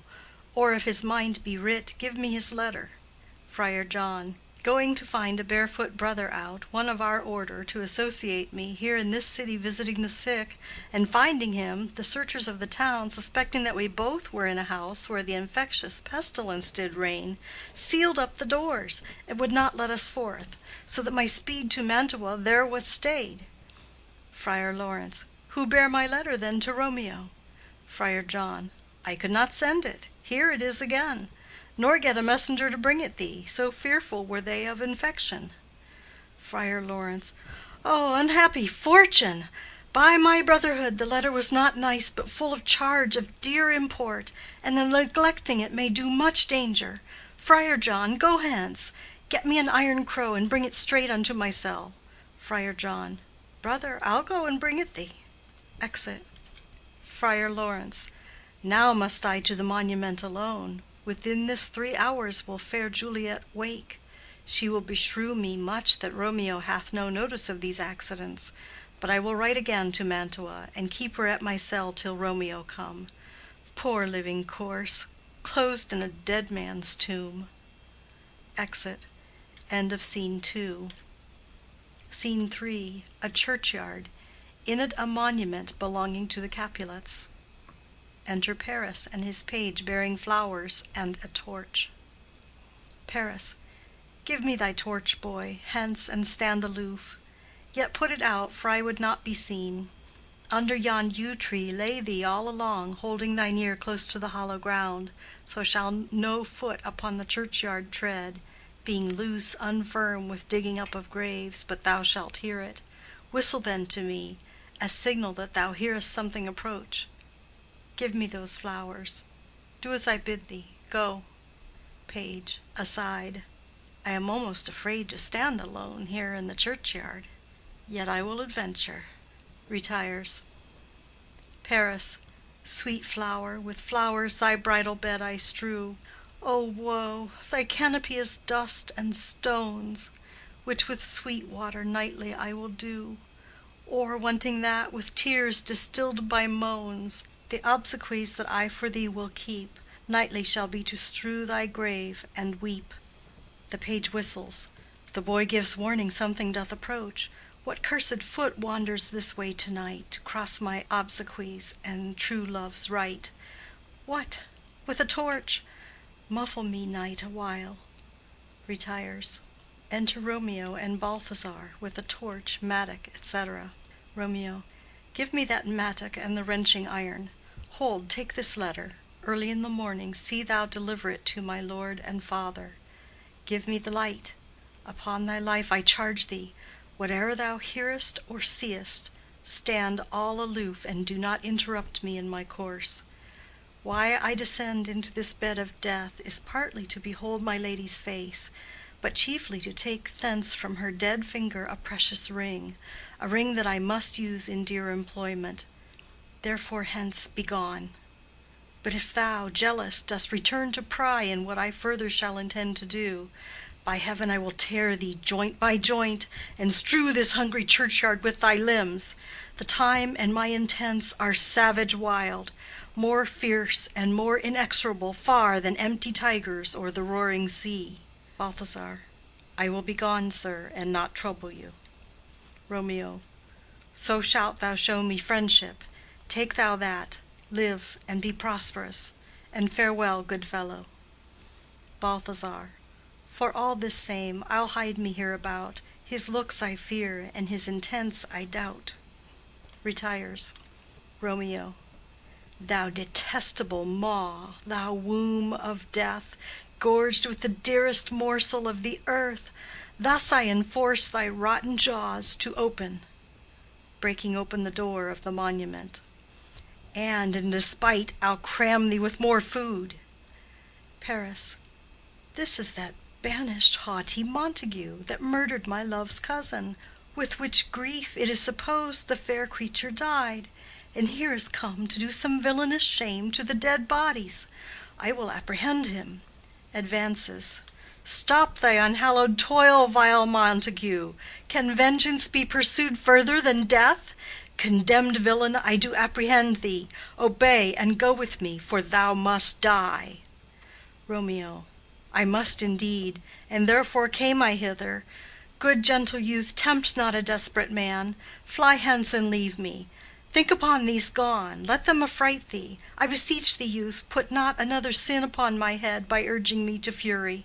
Oh, be gone! By heaven I love thee better than myself, for I come hither armed against myself. Stay not, be gone. Live, and hereafter say, a madman's mercy bid thee run away. Paris. I do defy thy conjurations, and apprehend thee for a felon here. Romeo. Wilt thou provoke me? Then have at thee, boy. They fight. Page. O Lord, they fight. I will go call the watch.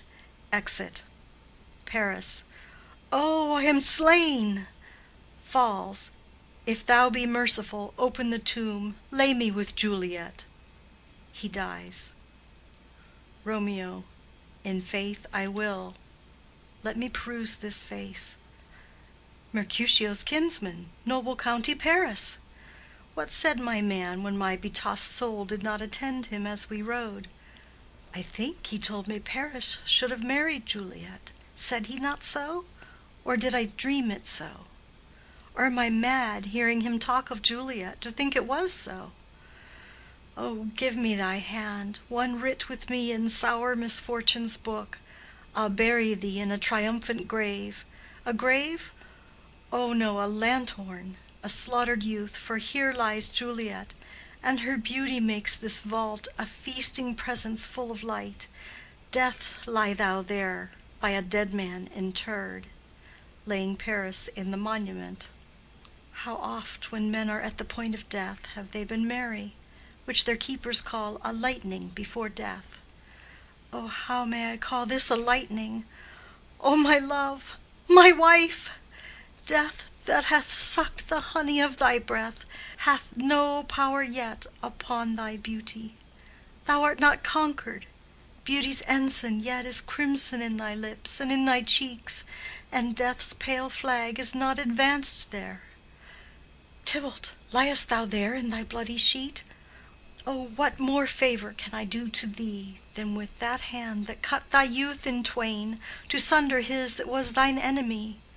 Forgive me, cousin. Ah, dear Juliet, why art thou yet so fair? Shall I believe that unsubstantial death is amorous, and that the lean abhorred monster keeps thee here in dark to be his paramour? For fear of that, I still will stay with thee, and never from this palace of dim night depart again. Here, here will I remain with worms that are thy chambermaids. Oh, here will I set up my everlasting rest, and shake the yoke of inauspicious stars from this world-wearied flesh.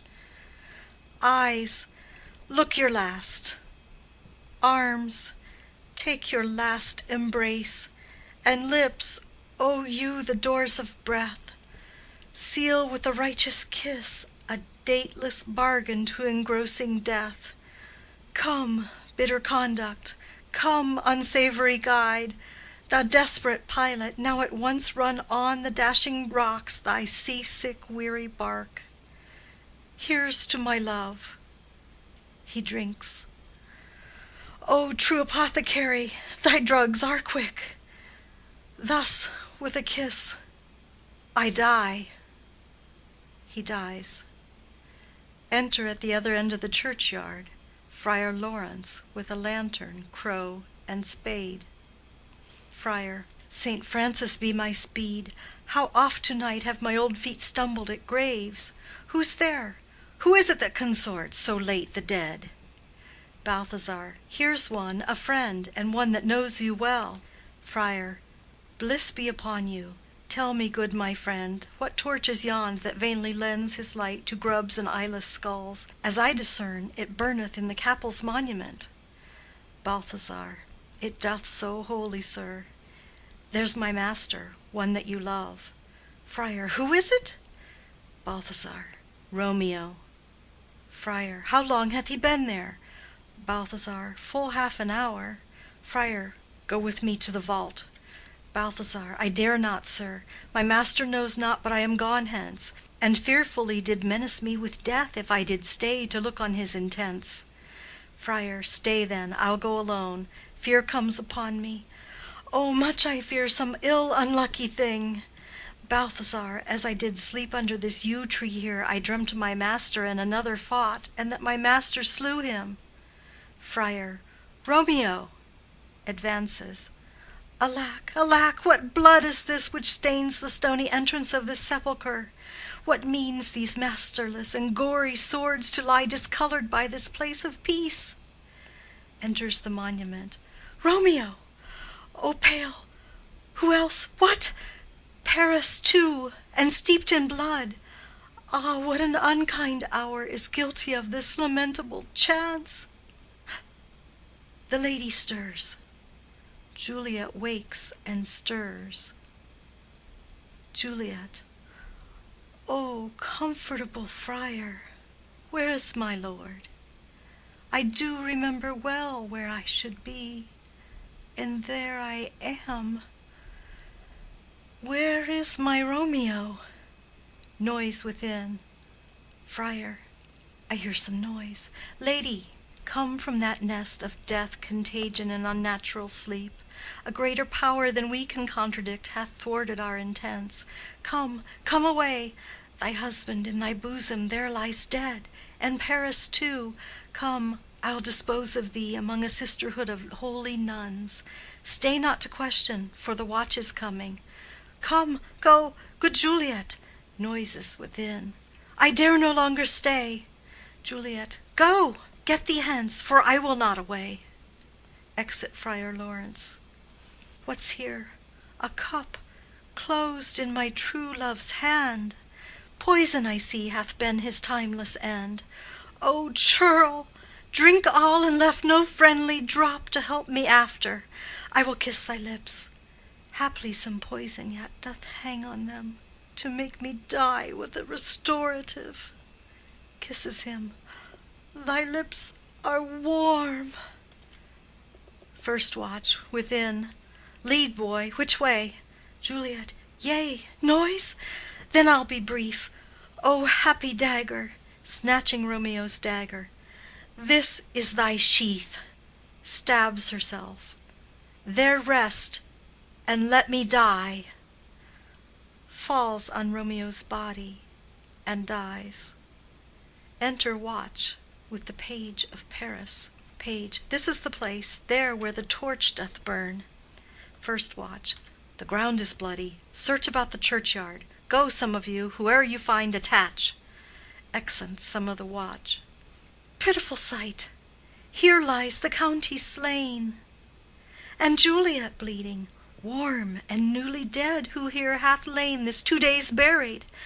Go tell the prince, run to the Capulets, raise up the Montagues, some others search. Exit others of the watch.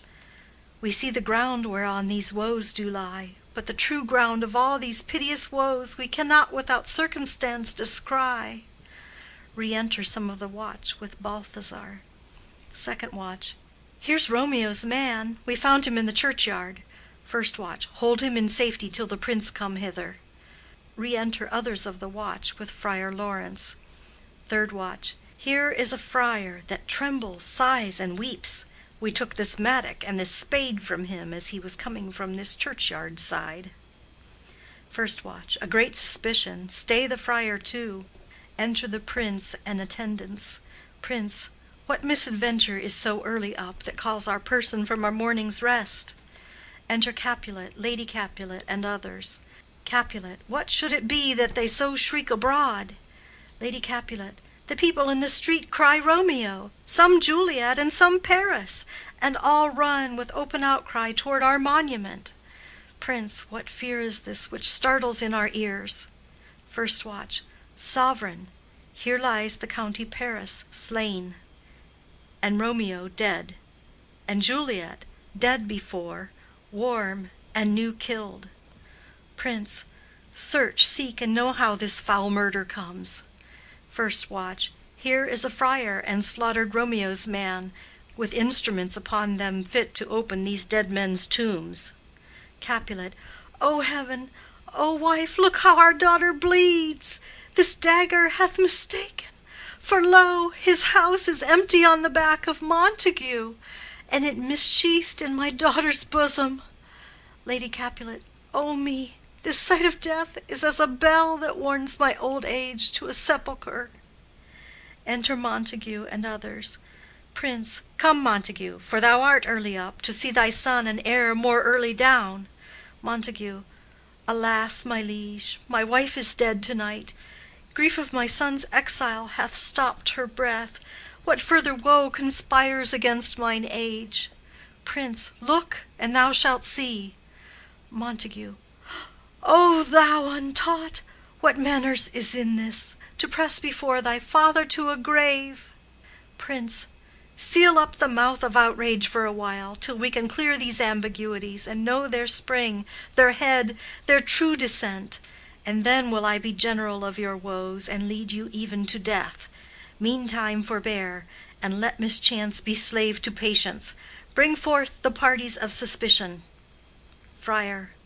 I am the greatest, able to do least, yet most suspected, as the time and place doth make against me of this direful murder. And here I stand, both to impeach and purge myself condemned and myself excused.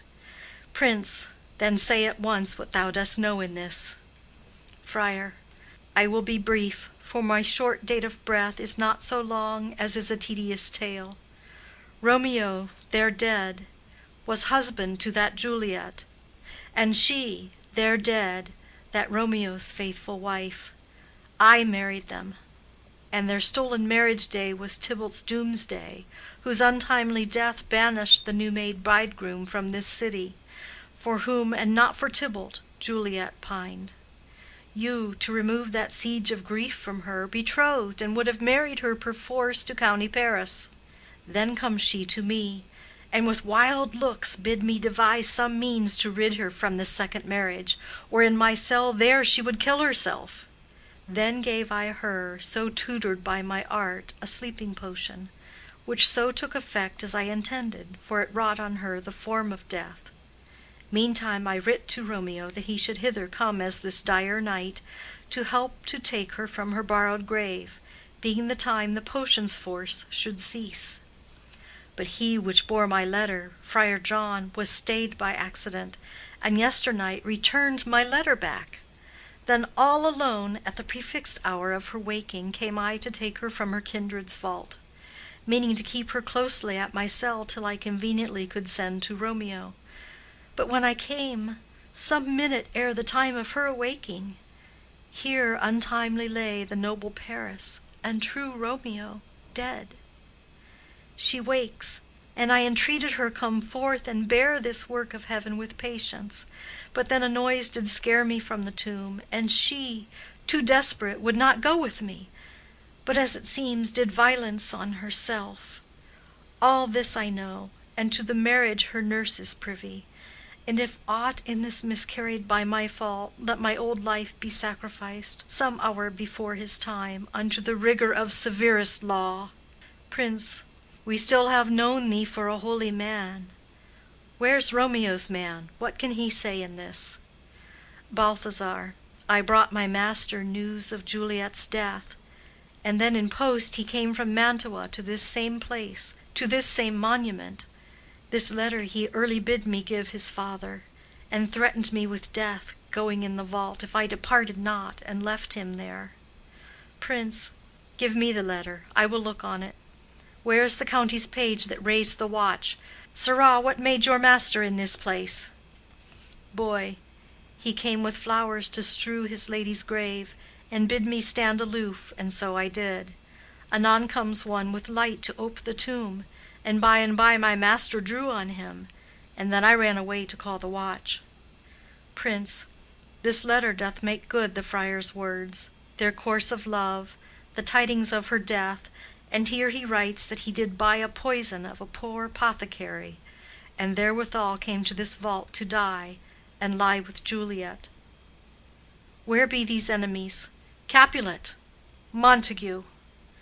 See what a scourge is laid upon your hate, that heaven finds means to kill your joys with love. And I, for winking at your discords too, have lost a brace of kinsmen. All are punished. Capulet. O brother Montague, give me thy hand. This is my daughter's jointure, for no more can I demand. Montague. But I can give thee more, for I will raise her statue in pure gold, that while Verona by that name is known, there shall no figure at such rate be set as that of true and faithful Juliet. Capulet. As rich shall Romeo's by his ladies lie, poor sacrifices of our enmity. Prince. A glooming peace this morning with it brings. The sun for sorrow will not show his head. Go hence to have more talk of these sad things. Some shall be pardoned, and some punished. For never was a story of more woe than this of Juliet and her Romeo. Exit. End of Act 5.